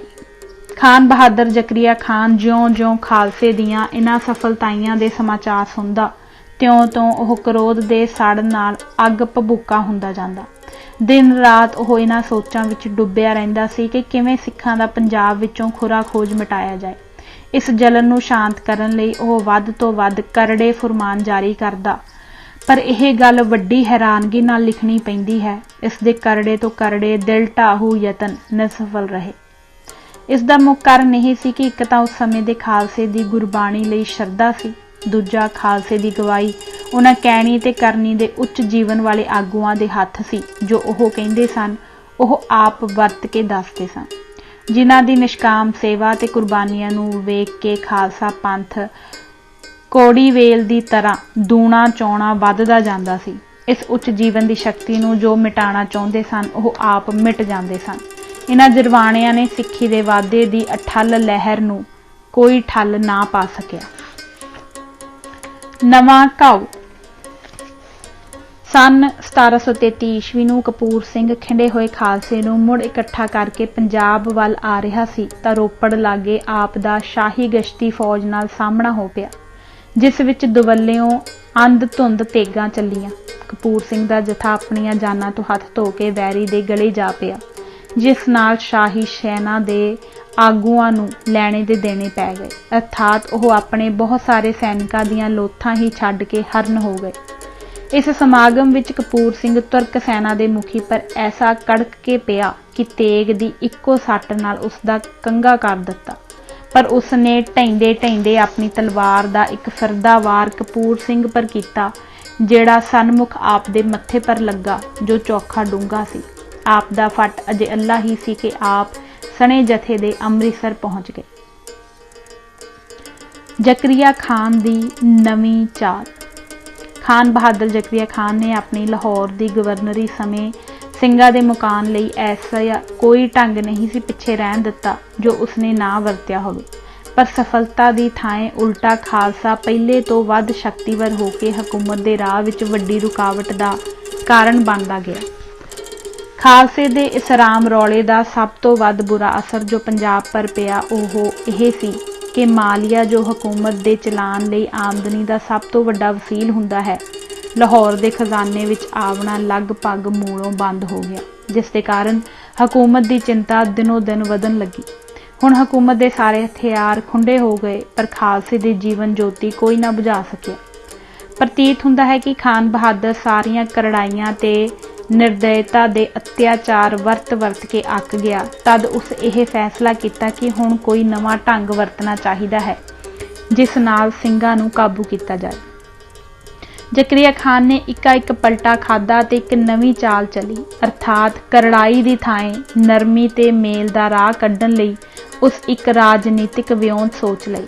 ਉਹ ਸੰਮਤ 1733 ਈਸਵੀ ਨੂੰ ਦਿੱਲੀ ਪੁੱਜਾ ਅਤੇ ਉੱਥੇ ਦੀ ਹਕੂਮਤ ਨੂੰ ਸਨਵੇਰਵੇ ਦੱਸਿਆ ਕਿ ਸਿੰਘਾਂ ਦਾ ਖੁਰਾ ਖੋਜ ਮੁਕਾਉਣ ਲਈ ਐਸਾ ਕੋਈ ਕਰੜ ਤੋਂ ਕਰੜਾ ਢੰਗ ਨਹੀਂ ਜੋ ਮੈਂ ਨਾ ਵਰਤਿਆ ਹੋਵੇ, ਪਰ ਇਹ ਮੁੱਕਣ ਵਿੱਚ ਨਹੀਂ ਆਵਦੇ। ਇਸ ਦੇ ਨਾਲ ਹੀ ਉਸਨੇ ਹਕੂਮਤ ਮੂਹਰੇ ਆਪਣੀ ਵਿਚਾਰ ਰੱਖੀ ਅਤੇ ਆਖਿਆ ਕਿ ਪੰਜਾਬ ਵਿੱਚ ਸ਼ਾਂਤੀ ਰੱਖਣ ਲਈ ਹੁਣ ਕੇਵਲ ਇੱਕੋ ਢੰਗ ਬਾਕੀ ਰਹਿ ਗਿਆ ਹੈ, ਜਿਸ ਦੇ ਵਰਤਿਆਂ ਹੋ ਸਕਦਾ ਹੈ ਸਿੰਘ ਸ਼ਾਂਤ ਹੋ ਜਾਣ। ਉਹ ਵਿਚਾਰ ਇਹ ਹੈ ਕਿ ਪਹਿਲਾ, ਸਿੰਘਾਂ ਤੋਂ ਸਾਰੀਆਂ ਬੰਦਸ਼ਾਂ ਉਠਾ ਲਈਆਂ ਜਾਣ। ਦੂਜਾ, ਉਹਨਾਂ ਨੂੰ ਇੱਕ ਵੱਡੀ ਜਾਗੀਰ ਦਿੱਤੀ ਜਾਏ, ਜਿਸ ਦੀ ਉਪਜ ਤੋਂ ਉਹਨਾਂ ਦੇ ਪੇਟ ਰੱਜੇ ਰਹਿਣ। ਤੀਜਾ, ਉਹਨਾਂ ਦੇ ਆਗੂਆਂ ਨੂੰ ਕੋਈ ਉੱਚ ਪਦ ਦਿੱਤਾ ਜਾਏ ਤਾਂ ਕਿ ਉਹ ਸਿੰਘਾਂ ਨੂੰ ਆਪਣੇ ਕਾਬੂ ਵਿੱਚ ਰੱਖੇ ਤੇ ਦੇਸ਼ ਵਿੱਚੋਂ ਖਰੂਦ ਬੰਦ ਕਰ ਦੇਵੇ। ਬਾਦਸ਼ਾਹ ਤੇ ਵਜ਼ੀਰਾਂ ਨੇ ਜ਼ਕਰੀਆ ਖਾਨ ਦੀ ਇਸ ਵਿਉਂਤ ਨੂੰ ਪ੍ਰਵਾਨ ਕਰ ਲਿਆ ਅਤੇ ਇਸ ਦੀ ਯੋਗ ਵਰਤੋਂ ਦਾ ਉਸ ਨੂੰ ਅਧਿਕਾਰ ਬਖਸ਼ਿਆ। ਜ਼ਕਰੀਆ ਖਾਨ ਜਦ ਪਰਤ ਕੇ ਲਾਹੌਰ ਪੁੱਜਾ ਤਾਂ ਉਸਨੇ ਆਪਣੀਆਂ ਇਹਨਾਂ ਵਿਚਾਰਾਂ ਨੂੰ ਵਰਤੋਂ ਵਿੱਚ ਲਿਆਉਣ ਲਈ ਕੋਈ ਰਾਹ ਲੱਭਣਾ ਚਾਹਿਆ। ਲੰਮੀ ਵਿਚਾਰ ਦੇ ਉਪਰੰਤ ਭਾਈ ਸੁਬੇਗ ਸਿੰਘ ਨੂੰ ਆਪਣੇ ਦਰਬਾਰ ਵਿੱਚ ਬੁਲਵਾਇਆ ਅਤੇ ਉਸ ਨੂੰ ਸਮਝਾ ਕੇ ਦੱਸਿਆ ਕਿ ਦਿੱਲੀ ਅਤੇ ਲਾਹੌਰ ਦੀਆਂ ਹਕੂਮਤਾਂ ਸਿੰਘਾਂ ਨਾਲ ਅੱਗੇ ਨੂੰ ਸਲਾਹ ਸਫਾਈ ਲਈ ਤਿਆਰ ਹਨ। ਖਾਲਸੇ ਨੂੰ ਖਾਣ ਪਾਣ ਲਈ ਹਕੂਮਤ ਵੱਲੋਂ 1 ਲੱਖ ਰੁਪਏ ਦੀ ਜਾਗੀਰ ਦੀ ਸਨਦ ਅਤੇ ਨਵਾਬੀ ਦਾ ਪਦ ਖਿਤਾਬ ਦਿੱਤਾ ਜਾਏਗਾ, ਜੋ ਮੁਗਲਿਆ ਬਾਦਸ਼ਾਹਿਤ ਵਿੱਚ ਉੱਚੀ ਇੱਜ਼ਤ ਤੇ ਸਤਿਕਾਰ ਦਾ ਲਖਾਇਕ ਹੈ। ਇੱਥੇ ਇੱਕ ਜ਼ਰੂਰੀ ਫੁੱਟ ਨੋਟ ਪੜ੍ਹ ਦਿੰਦੇ ਹਾਂ। ਸੁਬੇਗ ਸਿੰਘ ਜੰਬਰ ਪਿੰਡ ਇਲਾਕਾ ਲਾਹੌਰ ਦਾ ਵਸਨੀਕ ਸੀ। ਇਹ ਫਾਰਸੀ ਦਾ ਚੰਗਾ ਵਿਦਵਾਨ ਸੀ। ਪਹਿਲਾਂ ਹਕੂਮਤ ਤੋਂ ਜ਼ਮੀਨਾਂ ਅਜਾਰੇ ਠੇਕੇ ਪਰ ਲੈਂਦਾ ਹੁੰਦਾ ਸੀ, ਫਿਰ ਸਰਕਾਰੀ ਨੌਕਰ ਹੋ ਗਿਆ ਅਤੇ ਵਕੀਲ ਦੇ ਨਾਂ ਉੱਪਰ ਪ੍ਰਸਿੱਧ ਹੋਇਆ। ਕੁਝ ਚਿਰ ਇਹ ਲਾਹੌਰ ਦਾ ਕੁਤਵਾਲ ਵੀ ਰਿਹਾ, ਜਿਸ ਸਮੇਂ ਇਸਨੇ ਲਾਹੌਰ ਵਿੱਚ ਕਈ ਸ਼ਹੀਦਾਂ ਦੇ ਸ਼ਹੀਦ ਗੰਜ ਤੇ ਗੁਰਦੁਆਰੇ ਬਣਵਾਏ। ਇਸ ਦਾ ਸਪੁੱਤਰ ਸ਼ਾਹਬਾਜ਼ ਸਿੰਘ ਲਾਹੌਰ ਦੇ ਫਾਰਸੀ ਮਕਤਬ ਵਿੱਚ ਪੜ੍ਹਿਆ ਕਰਦਾ ਸੀ। ਇੱਕ ਦਿਨ ਇਸ ਦੀ ਮੌਲਵੀਆਂ ਨਾਲ ਚਰਚਾ ਹੋ ਪਈ, ਜਿਸ ਪਰ ਉਸਨੇ ਨਿਰਭੈਤਾ ਨਾਲ ਆਪਣੇ ਸਿੱਖੀ ਧਰਮ ਦੀ ਇਸਲਾਮ ਦੇ ਟਾਕਰੇ ਪਰ ਉੱਚਤਾ ਦੱਸੀ। ਇਸ ਪਰ ਕਾਜ਼ੀਆਂ ਦੇ ਫਤਵਾ ਦੇਣ ਪਰ ਜਦ ਉਸਨੇ ਮੁਸਲਮਾਨ ਹੋਣਾ ਨਾ ਮੰਨਿਆ ਤਾਂ ਉਸ ਨੂੰ ਪਿਤਾ ਸਮੇਤ ਚਰਖੀ ਪਰ ਚਾੜ ਕੇ ਸ਼ਹੀਦ ਕੀਤਾ ਗਿਆ। ਇਹ ਘਟਨਾ ਸੰਮਤ 1802 ਦੀ ਹੈ। ਫੁੱਟਨੋਟ ਸਮਾਪਤ ਹੁੰਦਾ ਹੈ। ਇਸ ਦੇ ਨਾਲ ਹੀ ਖਾਲਸੇ ਨੂੰ ਗੁਰਦੁਆਰਿਆਂ ਦੀ ਯਾਤਰਾ ਤੇ ਉਹਨਾਂ ਦੀ ਭਾਲ ਦੀ ਵੀ ਪੂਰੀ ਖੁੱਲ੍ਹ ਦਿੱਤੀ ਜਾਏਗੀ। ਮਾਲੂਮ ਹੁੰਦਾ ਹੈ ਕਿ ਜ਼ਕਰੀਆ ਖਾਨ ਨੂੰ ਇਸ ਗੱਲ ਦਾ ਪਤਾ ਲੱਗ ਗਿਆ ਸੀ ਕਿ ਖਾਲਸੇ ਦੇ ਮਨਾਂ ਵਿੱਚ ਆਪਣੇ ਗੁਰੂ ਸਥਾਨਾਂ ਲਈ ਬਹੁਤ ਪਿਆਰ ਹੁੰਦਾ ਹੈ। ਜੇ ਖਾਲਸਾ ਕਦੇ ਨਵਾਬੀ ਤੇ ਜਗੀਰੀ ਦੀ ਪ੍ਰਵਾਨਗੀ ਵੱਲੋਂ ਅਰੁਚੀ ਪ੍ਰਗਟ ਕਰੇ ਤਾਂ ਗੁਰਧਾਮਾਂ ਦੀ ਆਜ਼ਾਦੀ ਉਹਨਾਂ ਲਈ ਇੰਨੀ ਬਹੁਮੁੱਲੀ ਵਸਤ ਹੈ ਜਿਸ ਨੂੰ ਉਹ ਕਦੇ ਵੀ ਨਹੀਂ ਠੁਕਰਾ ਸਕਦੇ। ਜ਼ਕਰੀਆ ਖਾਨ ਨੇ ਸਰਦਾਰ ਸੁਬੇਗ ਸਿੰਘ ਨੂੰ ਲਾਹੌਰ ਤੋਂ ਵਿਦਾ ਕਰਨ ਤੋਂ ਪਹਿਲਾਂ ਚੰਗੀ ਤਰ੍ਹਾਂ ਸਮਝਾ ਦਿੱਤਾ ਸੀ ਕਿ ਨਵਾਬੀ ਤੇ ਜਗੀਰ ਆਦਿ ਦਾ ਪਟਾ ਤੁਸਾਂ ਚੰਗੀ ਸੋਚ ਵਿਚਾਰ ਦੇ ਉਪਰੰਤ ਖਾਲਸੇ ਦੇ ਉਸ ਆਗੂ ਦੇ ਨਾਮ ਪਰ ਕਰਵਾਉਣਾ ਜਿਸ ਦਾ ਸਾਰੇ ਸਿੱਖਾਂ ਦੇ ਮਨਾਂ ਵਿੱਚ ਪਿਆਰ ਤੇ ਸਤਿਕਾਰ ਹੋਵੇ। ਨਾਲ ਹੀ ਉਸ ਵਿੱਚ ਕੁਝ ਗੁਣਾਂ ਦੀ ਵੰਨਗੀ ਵੀ ਸੁਬੇਗ ਸਿੰਘ ਦੀ ਦ੍ਰਿਸ਼ਟੀ ਗੋਚਰ ਕਰ ਦਿੱਤੀ।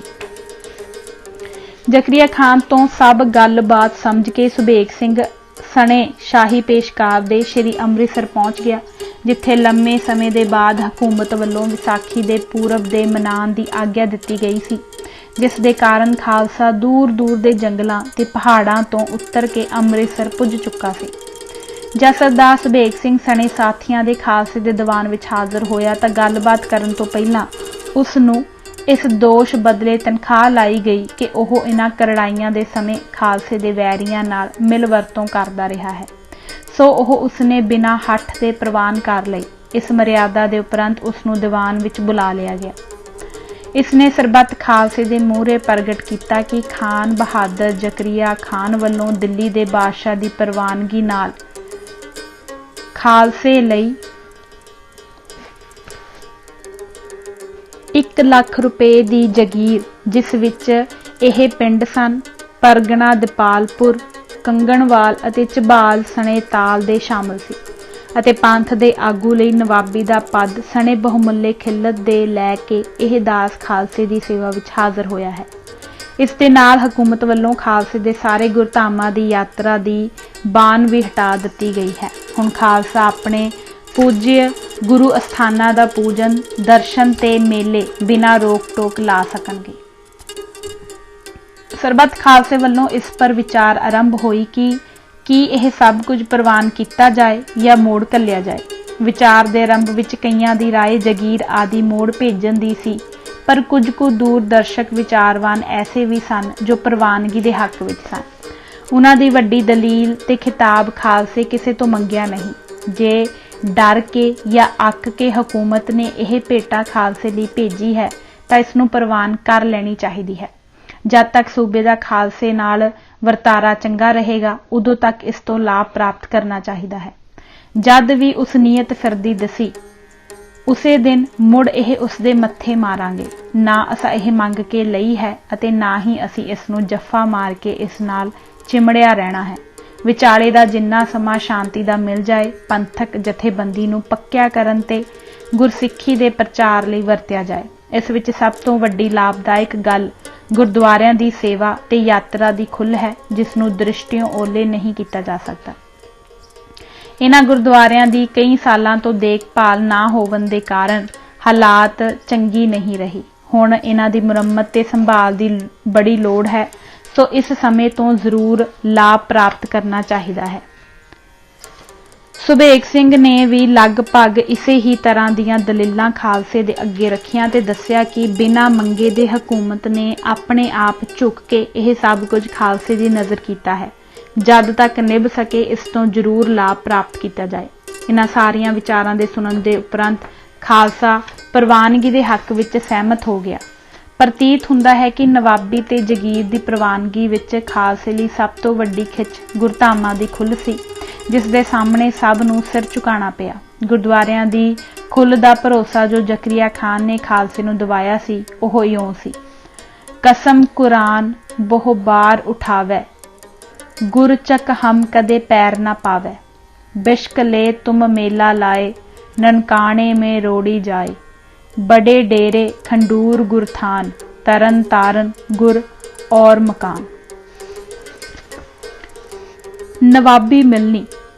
जगीर आदि की प्रवानगी के बाद हुण नवां प्रश्न एक होर उठिया कि नवाबी का पद अते जगीर सौंपी किसनूं जाए। इस फैसले लिए लंबे विचार की लोड़ नहीं सी। इस मुरादबे लई इस समय दो व्यक्ति सन, एक दीवान दरबारा सिंह अते दूजा कपूर सिंह।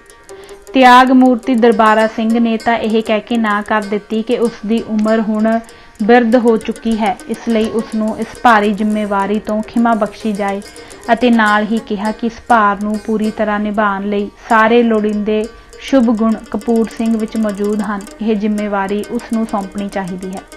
हुण अधिकारी केवल कपूर सिंह ही बाकी सी, जो पंथक सेवा, कुर्बानी ते नाम बाणी दा रसिया सी। पर खालसे की नीवीं तो नीवीं सेवा, लंगर दे भांडे मांजणे, पानी ते पखे की सेवा हत्थी करन विच ओह सदा माण समझदा सी। मैदान जंग विच भी ओह अपना लहू डुलाण लई सदा तत्पर रहिंदा सी। पाठक पिछे पढ़ आए हन कि आप नूं रोपड़ दे संग्राम विच एक डूंगा फट लगा सी, जो अजे अल्लाह ही सी। आप इस समय भी दीवान विच खालसे दी पखे दी सेवा कर रहे सी। सर्बसम्मति नाल उसनूं नवाबी पद प्रदान किया। इस समय कपूर सिंह ने बेनती की कि खिलत 5 ਸਿੰਘਾਂ ਦੇ चरनां नाल छुआ के मैनूं बख्शिया जाए। हुण संगत विचों 5 प्यारे सामने आए, जिन्हां दे नाम यह सन।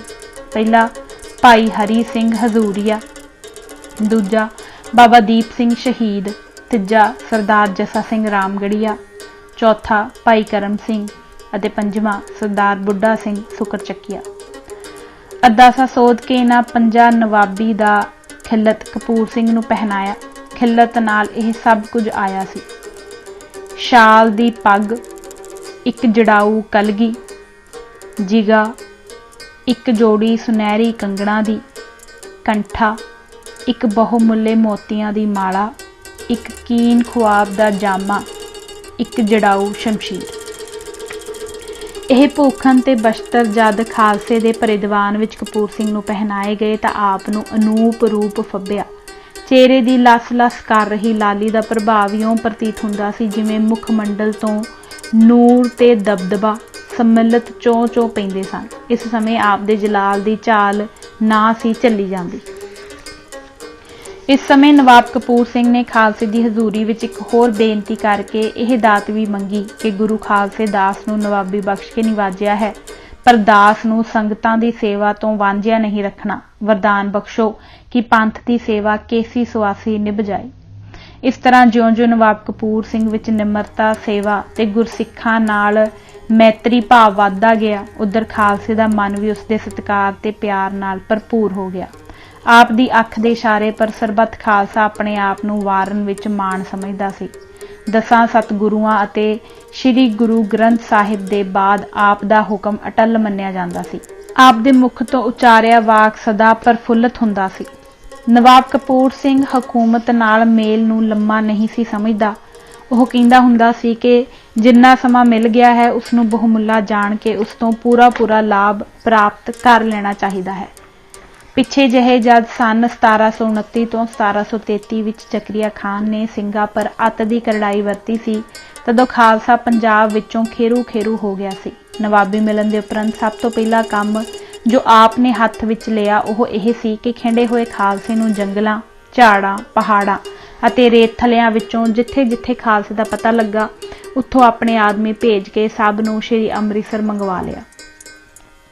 ਸਾਵਨ ਸੰਮਤ 1791 ਨੂੰ ਦੀਵਾਨ ਦਰਬਾਰਾ ਸਿੰਘ ਗੁਰਪੁਰੀ ਨੂੰ ਕਮਰ ਕੱਸਾ ਕਰ ਗਿਆ। ਹੁਣ ਜਦੋਂ ਲਗਭਗ ਸਾਰੇ ਸਿੰਘ ਅੰਮ੍ਰਿਤਸਰ ਪਹੁੰਚ ਗਏ ਤਾਂ ਨਵਾਬ ਕਪੂਰ ਸਿੰਘ ਨੇ ਸਰਬੱਤ ਖਾਲਸੇ ਨੂੰ ਜਥੇਬੰਦੀ ਵਿੱਚ ਲਿਆਵਣ ਲਈ ਇਹ ਵਿਉਂਤ ਸੋਚੀ ਤੇ ਖਾਲਸੇ ਨੂੰ ਦੋ ਭਾਗਾਂ ਵਿੱਚ ਵੰਡ ਦਿੱਤਾ। ਜਿਹੜੇ ਕੁਝ ਵਡੇਰੀ ਉਮਰ ਦੇ ਸਨ ਉਹਨਾਂ ਦਾ ਨਾਂ ਬੁੱਢਾ ਦਲ ਅਤੇ ਨੌਜਵਾਨਾਂ ਦੇ ਇਕੱਠ ਜਿਹੜੇ 40 ਸਾਲ ਦੀ ਆਯੂ ਤੋਂ ਹੇਠ ਸਨ ਉਹਨਾਂ ਦਾ ਨਾਂ ਤਰਨਾ ਦਲ ਰੱਖਿਆ। ਬੁੱਢੇ ਦਲ ਦੀ ਸੇਵਾ ਗੁਰਦੁਆਰਿਆਂ ਦੀ ਦੇਖਭਾਲ, ਖਾਲਸਾ ਧਰਮ ਦਾ ਪ੍ਰਚਾਰ ਤੇ ਮਨੁੱਖ ਮਾਤਰ ਨੂੰ ਅੰਮ੍ਰਿਤ ਦੀ ਦਾਤ ਲਈ ਪ੍ਰੇਰਨਾ ਕਰਨੀ, ਗੁਰਮਰਿਆਦਾ ਦੀ ਪਵਿੱਤਰਤਾ ਨੂੰ ਮਿਲਾਵਟ ਤੋਂ ਸੁਰੱਖਿਅਤ ਰੱਖਣਾ, ਲੋੜ ਪੈਣ ਪਰ ਤਰਨੇ ਦਲ ਨਾਲ ਮੋਢਾ ਜੋੜ ਕੇ ਸੰਗਰਾਮਾਂ ਵਿੱਚ ਤੇਗਾ ਮਾਰਨੀਆਂ। ਤਰਨੇ ਦਲ ਦਾ ਮੁੱਖ ਕੰਮ ਦੀਨਾਂ ਦੁਖੀਆਂ ਦੀ ਸਹਾਇਤਾ ਲਈ ਮੈਦਾਨ ਜੰਗ ਵਿੱਚ ਪਹੁੰਚ ਕੇ ਉਹਨਾਂ ਦੀ ਰੱਖਿਆ ਕਰਨਾ ਤੇ ਬਾਹਰਲੇ ਹਮਲਾਵਰਾਂ ਤੋਂ ਦੇਸ਼ ਨੂੰ ਆਜ਼ਾਦ ਕਰਾਉਣਾ ਸੀ। ਇਹਨਾਂ ਦੋਵਾਂ ਦਲਾਂ ਦੀ ਸੰਮਿਲਿਤ ਦੇਖ ਰੇਖ ਦੀ ਸੇਵਾ ਸਰਬਸੰਮਤੀ ਨਾਲ ਨਵਾਬ ਕਪੂਰ ਸਿੰਘ ਦੇ ਹੱਥ ਸੌਂਪੀ ਗਈ। ਆਪ ਦੇ ਹੱਥੋਂ ਅੰਮ੍ਰਿਤਪਾਨ ਕਰਨਾ ਬੜਾ ਪਾਵਨ ਮੰਨਿਆ ਜਾਂਦਾ ਸੀ। ਉੱਚ ਕਰਨੀ ਤੇ ਬੇਦਾਗ ਰਹਿਣੀ ਦੇ ਕਾਰਨ ਸਤਿਗੁਰਾਂ ਨੇ ਆਪ ਨੂੰ ਵਾਕ ਸਿੱਧੀ ਦੀ ਐਸੀ ਬਰਕਤ ਬਖਸ਼ੀ ਸੀ ਕਿ ਜੋ ਬਚਨ ਆਪ ਦੇ ਮੁਖ ਤੋਂ ਨਿਕਲਦਾ ਸੀ ਉਹ ਸਫਲ ਹੁੰਦਾ ਸੀ। ਹੁਣ ਨਵਾਬ ਕਪੂਰ ਸਿੰਘ ਨੇ ਦੋਵਾਂ ਦਲਾਂ ਲਈ ਕੁਝ ਨਿਯਮ ਨਿਯਤ ਕੀਤੇ ਜੋ ਇਸ ਤਰ੍ਹਾਂ ਸਨ। ਪਹਿਲਾ, ਜੋ ਮਾਇਆ, ਜਗੀਰ ਤੋਂ ਜਾਂ ਹੋਰਨਾਂ ਵਸੀਲਿਆਂ ਰਾਹੀਂ ਦੋਵਾਂ ਦਲਾਂ ਵਿੱਚੋਂ ਕਿਸੇ ਦੇ ਹੱਥ ਆਵੇ ਉਹ ਸਭ ਇੱਕੋ ਥਾਂ ਜਥੇ ਦੀ ਸਾਂਝੀ ਗੋਲਕ ਵਿੱਚ ਜਮ੍ਹਾਂ ਕੀਤੀ ਜਾਇਆ ਕਰੇ। ਦੂਜਾ, ਦੋਵਾਂ ਜਥਿਆਂ ਦੇ ਹਰ ਇੱਕ ਸਿੰਘ ਨੂੰ ਹਥਿਆਰਾਂ ਜਾਂ ਬਸਤਰਾਂ ਦੀ ਲੋੜ ਪਵੇ ਤਾਂ ਮਾਇਆ ਇਸੇ ਭੰਡਾਰ ਵਿੱਚੋਂ ਖਰਚ ਕੀਤੀ ਜਾਵੇ। ਤੀਜਾ, ਦੋਵਾਂ ਜਥਿਆਂ ਦਾ ਲੰਗਰ ਇੱਕ ਥਾਂ ਤਿਆਰ ਹੋ ਕੇ ਸਭ ਨੂੰ ਇੱਕੋ ਜਿਹਾ ਵਰਤਾਇਆ ਜਾਵੇ। ਚੌਥਾ, ਆਪਣੇ ਜਥੇਦਾਰ ਦਾ ਹੁਕਮ ਮੰਨਣਾ ਹਰ ਇੱਕ ਸਿੰਘ ਦਾ ਮੁੱਖ ਫਰਜ਼ ਹੋਵੇਗਾ।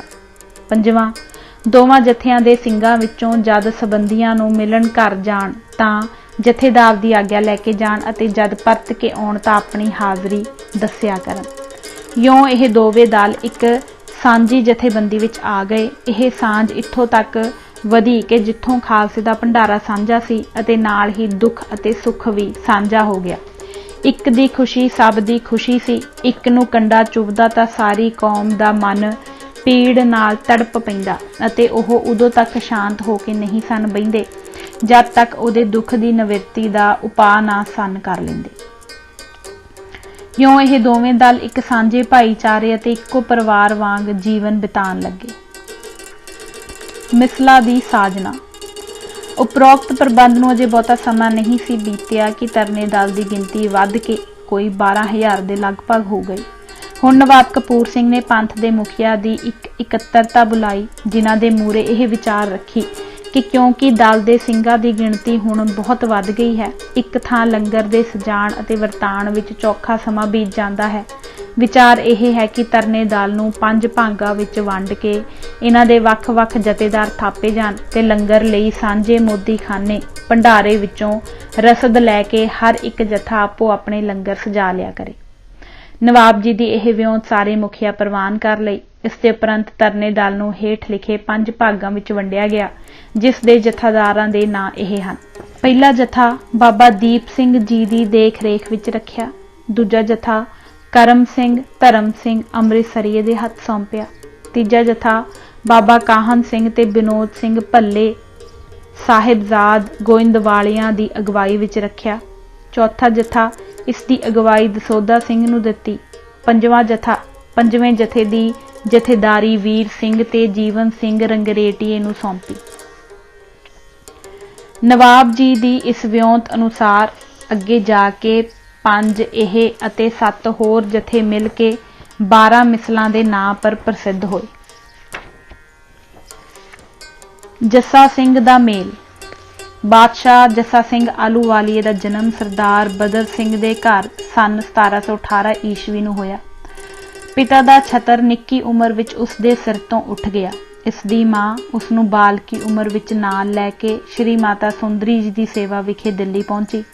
ਸੁੰਦਰੀ ਜੀ ਨੇ ਇਸ ਬਾਲਕ ਨੂੰ ਆਪਣੇ ਪੁੱਤਾਵਤ ਸਮਝ ਕੇ ਕਈ ਵਰ੍ਹਿਆਂ ਤੱਕ ਆਪਣੇ ਪਾਸ ਰੱਖਿਆ। ਵਿਦਾਇਗੀ ਸਮੇਂ ਮਾਤਾ ਜੀ ਨੇ ਇਸ ਨੂੰ 10ਮ ਪਾਤਸ਼ਾਹ ਜੀ ਦੀ ਇੱਕ ਸ਼ਮਸ਼ੇਰ, ਇੱਕ ਗੁਰਜ ਅਤੇ ਇੱਕ ਚਾਂਦੀ ਦਾ ਆਸਾ ਬਖਸ਼ਿਆ ਅਤੇ ਨਾਲ ਹੀ ਅਸੀਸ ਦਿੱਤੀ ਕਿ ਤੇਰੀ ਅਰਦਲ ਵਿੱਚ ਆਸਾ ਬਰਦਾਰ ਚੌਬਦਾਰ ਰਹਿਣਗੇ। ਨਵਾਬ ਕਪੂਰ ਸਿੰਘ ਦੀ ਸੌਂਪਣੀ ਵਿੱਚ ਸ਼੍ਰੀ ਮਾਤਾ ਸੁੰਦਰੀ ਜੀ ਨੇ ਉੱਪਰ ਲਿਖੀਆਂ ਬਖਸ਼ਿਸ਼ਾਂ ਦੇ ਨਾਲ ਇੱਕ ਹੁਕਮਨਾਮਾ ਨਵਾਬ ਕਪੂਰ ਸਿੰਘ ਵੱਲ ਲਿਖਵਾ ਭੇਜਿਆ, ਜਿਸ ਵਿੱਚ ਹੁਕਮ ਸੀ ਕਿ ਜੱਸਾ ਸਿੰਘ ਨੂੰ ਸਾਡਾ ਬੱਚਾ ਜਾਣ ਕੇ ਇਸ ਨੂੰ ਸਿੰਘਾਂ ਵਾਲੇ ਸਰਬ ਗੁਣਾਂ ਵਿੱਚ ਨਿਪੁੰਨ ਕਰ ਦੇਣਾ। ਨਵਾਬ ਜੀ ਨੇ ਮਾਤਾ ਜੀ ਦੇ ਹੁਕਮ ਦੀ ਪਾਲਣਾ ਕਰਦੇ ਹੋਏ ਥੋੜੇ ਸਮੇਂ ਵਿੱਚ ਹੀ ਇਸ ਨੌ ਨਿਹਾਲ ਨੂੰ ਗੁਰਸਿੱਖਾਂ ਵਾਲੇ ਸਰਬੱਤ ਉੱਚ ਗੁਣਾਂ ਨਾਲ ਭੂਸ਼ਿਤ ਕਰ ਦਿੱਤਾ। ਇਸ ਦੇ ਕੁਝ ਦਿਨਾਂ ਬਾਅਦ ਨਵਾਬ ਜੀ ਨੇ ਇਸ ਨੂੰ ਹੋਣਹਾਰ ਸਪੁੱਤਰ ਜਾਣ ਕੇ ਉਸ ਨੂੰ ਦਲ ਦੇ ਭੰਡਾਰੇ ਦੀਆਂ ਕੁੰਜੀਆਂ ਸੌਂਪ ਦਿੱਤੀਆਂ। ਹੁਣ ਆਪ ਦੀ ਮੁੱਖ ਸੇਵਾ ਘੋੜਿਆਂ ਲਈ ਦਾਣਾ ਆਦਿ ਵੰਡਣਾ ਸੀ। ਹਕੂਮਤ ਦਾ ਪ੍ਰਣ ਤੋੜਨਾ। ਸੰਨ 1833 ਤੋਂ 1834 ਖਾਲਸੇ ਲਈ ਬੜੇ ਸੁਭਾਗੇ ਵਰੇ ਸਨ, ਜਦ ਕਿ ਨਵਾਬ ਕਪੂਰ ਸਿੰਘ ਦੀ ਯੋਗ ਅਗਵਾਈ ਵਿੱਚ ਖਿੰਡਿਆ ਹੋਇਆ ਖਾਲਸਾ ਇੱਕ ਸ਼ਕਤੀਮਾਨ ਜਥੇਬੰਦੀ ਵਿੱਚ ਜੁੜ ਗਿਆ। ਇਸ ਸਮੇਂ ਵਿੱਚ ਨਾ ਕੇਵਲ ਜਥੇਬੰਦੀ ਹੀ ਪੱਕੀ ਹੋਈ, ਸਗੋਂ ਬੁੱਢੇ ਦਲ ਦੇ ਪ੍ਰਚਾਰ ਦਾ ਫਲ ਇਹ ਹੋਇਆ ਕਿ ਹਜ਼ਾਰਾਂ ਦੀ ਗਿਣਤੀ ਵਿੱਚ ਅਨਮਤਾ ਦੇ ਜੀਵ ਅੰਮ੍ਰਿਤ ਛਕ ਕੇ ਖਾਲਸਾ ਪੰਥ ਵਿੱਚ ਰਲ ਗਏ। ਖਾਲਸੇ ਦੀ ਇਸ ਮਹਾਨ ਏਕਤਾ ਅਤੇ ਅਣਗਿਣਤ ਜੀਵਾਂ ਨੂੰ ਸਿੱਖੀ ਵਿੱਚ ਪ੍ਰਵੇਸ਼ ਹੁੰਦਾ ਸੁਣ ਕੇ ਜ਼ਕਰੀਆ ਖਾਨ ਦਾ ਈਮਾਨ ਡਗਮਗਾ ਗਿਆ। ਖਾਲਸੇ ਨਾਲ ਉਸਦੇ ਕੀਤੇ ਹੋਏ ਪ੍ਰਣ ਨੂੰ ਭੰਗ ਕਰਨ ਲਈ ਉਹ ਹੁਣ ਕੋਈ ਆੜ ਢੂੰਡਣ ਲੱਗਾ। ਸੰਨ 1735 ਦੇ ਅਜੇ 5 ਹੀ ਮਹੀਨੇ ਬੀਤੇ ਸਨ, ਅਰਥਾਤ ਹਾੜੀ ਦੀ ਫਸਲ ਤਿਆਰ ਸੀ ਕਿ ਲਾਹੌਰ ਦੀ ਹਕੂਮਤ ਨੇ ਬਿਨਾਂ ਕਿਸੇ ਕਾਰਨ ਦੱਸੇ ਦੇ ਆਪਣੇ ਫੌਜੀ ਸਵਾਰ ਬਹੁਤ ਵੱਡੀ ਗਿਣਤੀ ਵਿੱਚ ਭੇਜ ਕੇ ਖਾਲਸੇ ਦੀ ਜਗੀਰ ਪਰ ਆਪਣਾ ਕਬਜ਼ਾ ਕਰ ਲਿਆ। ਨਵਾਬ ਕਪੂਰ ਸਿੰਘ ਨੂੰ ਜਦ ਹਕੂਮਤ ਦੇ ਕੋਲ ਕਰਾਰਾਂ ਦੇ ਭੰਗ ਕਰਨ ਦੀ ਖਬਰ ਮਿਲੀ ਤਾਂ ਆਪ ਨੇ ਗੱਜ ਕੇ ਉਚਾਰਿਆ, ਜੋ ਹੋਇਆ ਹੈ ਉਹ ਅਕਾਲ ਪੁਰਖ ਦੇ ਹੁਕਮ ਤੇ ਰਜ਼ਾ ਵਿੱਚ ਹੋਇਆ ਹੈ। ਜਾਣੀ ਜਾਣ ਦਾਤਾ ਜਾਣਦਾ ਹੈ ਕਿ ਹੁਣ ਅਣਗਿਣਤ ਖਾਲਸੇ ਦਾ ਇਸ ਛੋਟੀ ਜਿਹੀ ਜਗੀਰ ਨਾਲ ਨਿਰਬਾਹ ਨਹੀਂ ਹੋਣਾ। ਅੱਗੇ ਨੂੰ ਸਾਰਾ ਪੰਜਾਬ ਖਾਲਸੇ ਦੀ ਜਗੀਰ ਹੋ ਜਾਏ। ਆਪਣੇ ਸਤਿਕਾਰਯੋਗ ਜਥੇਦਾਰ ਦੇ ਮੁਖ ਤੋਂ ਇਹ ਵਾਕ ਸੁਣ ਕੇ ਜਥਿਆਂ ਦੇ ਸਿੰਘਾਂ ਨੇ ਆਕਾਸ਼ ਕੰਬਾਊ ਜੈਕਾਰਿਆਂ ਨਾਲ ਧਰਤ ਗਗਨ ਕੰਬਾ ਦਿੱਤਾ। ਹੁਣ ਅੰਮ੍ਰਿਤਸਰ ਦੇ ਗੁਰਦੁਆਰਿਆਂ ਦੀ ਸੇਵਾ ਲਈ ਕੁਝ ਸੇਵਾਦਾਰ ਪਿੱਛੇ ਛੱਡ ਕੇ ਦੋਵੇਂ ਦਲ ਸੁਤੰਤਰ ਵਿਚਰਨ ਲੱਗੇ।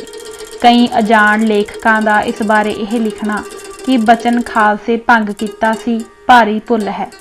ਹਕੀਕਤ ਇਹ ਹੈ ਕਿ ਖਾਨ ਬਹਾਦਰ ਜ਼ਕਰੀਆ ਖਾਨ ਖਾਲਸੇ ਦੀ ਇਸ ਮਹਾਨ ਜਥੇਬੰਦੀ ਵਿੱਚ ਇੱਕਮਿਕ ਹੋ ਜਾਣ ਬਾਰੇ ਸੁਣ ਕੇ ਉਹ ਭੈ-ਭੀਤ ਹੋ ਗਿਆ ਸੀ ਅਤੇ ਕਿਸੇ ਬਹਾਨੇ ਨਾਲ ਖਾਲਸੇ ਨੂੰ ਮੁੜ ਖੇਰੂ ਕਰਨ ਤੇ ਉਸ ਪਰ ਮੁੜ ਅਤਿਆਚਾਰ ਆਰੰਭਣਾ ਚਾਹੁੰਦਾ ਸੀ। ਜ਼ਕਰੀਆ ਖਾਨ ਦੀ ਮੁੜ ਕਰੜਾਈ। ਖਾਨ ਬਹਾਦਰ ਦੇ ਪ੍ਰਣ ਭੰਗ ਕਰ ਦੇਣ ਦੇ ਉਪਰੰਤ ਖਾਲਸੇ ਦਾ ਖੁਰਾ ਖੋਜ ਮਿਟਾ ਦੇਣ ਲਈ ਪਹਿਲਾ ਕੰਮ ਉਸ ਇਹ ਕੀਤਾ 4000 ਸਵਾਰਾਂ ਦੀ ਇੱਕ ਫਿਰਤੂ ਫੌਜ ਨਿਯਤ ਕੀਤੀ। ਇਸ ਨੂੰ 8 ਹਿੱਸਿਆਂ ਵਿੱਚ ਵੰਡ ਕੇ ਇਹਨਾਂ ਦੀ ਵਾਗਡੋਰ ਸ਼ਾਹੀ ਫੌਜ ਵਿੱਚੋਂ 94 ਤੇ ਨਿਡਰ ਮੁਖੀਆ ਦੇ ਹੱਥ ਸੌਂਪੀ। ਇਹਨਾਂ 8 ਦਸਤਿਆਂ ਨੂੰ ਪੰਜਾਬ ਦੀ ਲੰਮਾਈ ਚੌੜਾਈ ਵਿੱਚ ਫਿਰ ਨਿਕਲਣ ਦਾ ਹੁਕਮ ਦਿੱਤਾ ਕਿ ਉਹ ਪਿੰਡਾਂ, ਝਲਾਂ, ਜੰਗਲਾਂ ਅਤੇ ਖੱਡਾਂ ਵਿੱਚ ਸਿੰਘਾਂ ਦੀ ਭਾਲ ਕਰਨ ਤੇ ਜਿੱਥੇ ਕੋਈ ਸਿੱਖ ਮਿਲੇ ਉਸਨੂੰ ਉੱਥੇ ਮਾਰ ਦੇਣ ਜਾਂ ਜਿਉਂਦਾ ਫੜ ਕੇ ਲਾਹੌਰ ਭੇਜ ਦੇਣ। ਇਹਨਾਂ ਫਿਰਤੂ ਰਸਾਲਿਆਂ ਪੰਜਾਬ ਦੀ ਚੱਪਾ ਚੱਪਾ ਧਰਤੀ ਛਾਣ ਮਾਰੀ। ਜਿੱਥੇ ਵੀ ਕੋਈ ਸਿੰਘ ਮਿਲਿਆ ਉਸਨੂੰ ਉੱਥੇ ਹੀ ਮੁਕਾ ਦਿੱਤਾ। ਹੁਣ ਕਦੀ ਕਦੀ ਖਾਲਸੇ ਦਾ ਸ਼ਾਹੀ ਸੈਨਾ ਨਾਲ ਮੈਦਾਨ ਵਿੱਚ ਸਾਹਮਣਾ ਵੀ ਹੋ ਪੈਂਦਾ ਸੀ। ਐਸੇ ਸਮੇਂ ਖਾਲਸਾ ਫਿਰਤੂ ਸੈਨਾ ਤੋਂ ਹਥਿਆਰ ਅਤੇ ਘੋੜੇ ਖੋਹ ਕੇ ਲੈ ਜਾਂਦਾ ਅਤੇ ਤੁਰਤ ਫੁਰਤ ਮੁੜ ਜੰਗਲਾਂ ਵਿੱਚ ਪਹੁੰਚ ਜਾਂਦਾ। ਇਹ ਅਤਿਆਚਾਰ ਚੌਖਾ ਸਮਾਂ ਚਾਲੂ ਰਹੇ, ਪਰ ਜ਼ਕਰੀਆ ਖਾਨ ਨੂੰ ਜਿੰਨਾ ਛੇਤੀ ਖਾਲਸੇ ਨੂੰ ਮੁਕਾ ਦੇਣ ਦੀ ਆਸ ਸੀ, ਉਸ ਵਿੱਚ ਉਸਨੂੰ ਭਾਰੀ ਨਿਰਾਸ਼ਤਾ ਹੋਈ। ਅੱਤ ਦੇ ਕਹਿਰ। ਜ਼ਕਰੀਆ ਖਾਨ ਨੇ ਜਦ ਕੁਝ ਸਮੇਂ ਦੇ ਉਪਰੰਤ ਸਿੰਘਾਂ ਮਗਰ ਛੱਡੀ ਗਈ ਫਿਰਤੂ ਫੌਜ ਦੇ ਖਰਚ ਦਾ ਵੇਰਵਾ ਡਿੱਠਾ ਤਾਂ ਉਹ ਘਬਰਾ ਉੱਠਿਆ, ਕਿਉਂਕਿ ਖਰਚ ਬਹੁਤ ਵੱਧ ਸੀ ਅਤੇ ਇਸ ਤੋਂ ਲਾਭ ਕਿਤੇ ਬਹੁਤ ਘੱਟ। ਉੱਧਰ ਸਿੰਘਾਂ ਦੇ ਸਾਰੇ ਪੰਜਾਬ ਵਿੱਚ ਰਾਮ ਰੌਲੇ ਦੇ ਕਾਰਨ ਹਕੂਮਤ ਦੇ ਮਾਲੀਏ ਆਦਿ ਦੀ ਆਮਦਨੀ ਲਗਭਗ ਸਾਰੀ ਰੁਕ ਗਈ ਅਤੇ ਜੋ ਕੁਝ ਕਿਸੇ ਇਲਾਕੇ ਤੋਂ ਖਜ਼ਾਨੇ ਲਈ ਆਉਂਦਾ ਵੀ ਸੀ ਤਾਂ ਉਹ ਰਾਜਧਾਨੀ ਵਿੱਚ ਪਹੁੰਚਣ ਤੋਂ ਪਹਿਲਾਂ ਹੀ ਸਿੰਘ ਰਾਹ ਵਿੱਚ ਖੋਹ ਲੈਂਦੇ ਸਨ। ਇਹਨਾਂ ਔਕੜਾਂ ਦੇ ਕਾਰਨ ਸ਼ਾਹੀ ਖਜ਼ਾਨਾ ਖਾਲੀ ਹੋਣ ਲੱਗਾ। ਗਸ਼ਤੀ ਸੈਨਾ ਦੇ ਸਹਿ ਭਾਰ ਨੂੰ ਹਲਕਾ ਕਰਨ ਲਈ ਖਾਨ ਬਹਾਦਰ ਨੇ ਇੱਕ ਹੋਰ ਵਿਉਂਤ ਸੋਚੀ ਕਿ ਸਿੰਘਾਂ ਦੀ ਫੜੋ ਫੜੀ ਵਾਲੀ ਫੌਜ ਦੀ ਗਿਣਤੀ ਘਟਾ ਕੇ ਉਸ ਦੀ ਸਹਾਇਤਾ ਲਈ ਮੁਲਕੀ ਕਰਮਚਾਰੀਆਂ ਨੂੰ ਨਾਲ ਮਿਲਾ ਲਿਆ। ਨਵੇਂ ਪ੍ਰਬੰਧ ਅਨੁਸਾਰ ਪਰਗਨੇਦਾਰਾਂ, ਤਲਕੇਦਾਰਾਂ, ਕਾਨੂੰਗੋਆਂ, ਪਿੰਡਾਂ ਦੇ ਚੌਧਰੀਆਂ, ਨੰਬਰਦਾਰਾਂ ਅਤੇ ਜਗੀਰਦਾਰਾਂ ਦੇ ਨਾਂ ਪਰ ਫੁਰਮਾਨ ਜਾਰੀ ਕਰਕੇ ਉਹਨਾਂ ਤੋਂ ਜ਼ਿੰਮੇਵਾਰੀ ਲੈ ਲਈ ਕਿ ਉਹ ਆਪਣੀਆਂ ਪਿੰਡਾਂ, ਮਹੱਲਿਆਂ ਅਤੇ ਇਲਾਕਿਆਂ ਵਿੱਚ ਕਿਸੇ ਸਿੱਖ ਨੂੰ ਨਹੀਂ ਰਹਿਣ ਦੇਣਗੇ। ਫੁਰਮਾਨ ਦਾ ਵੇਰਵਾ ਇਉਂ ਸੀ: ਪਹਿਲਾ, ਜੇ ਕੋਈ ਸਿੰਘ ਦਾ ਸਿਰ ਪੇਸ਼ ਕਰੇਗਾ ਉਸਨੂੰ 50 ਰੁਪਏ ਇਨਾਮ ਮਿਲੇਗਾ।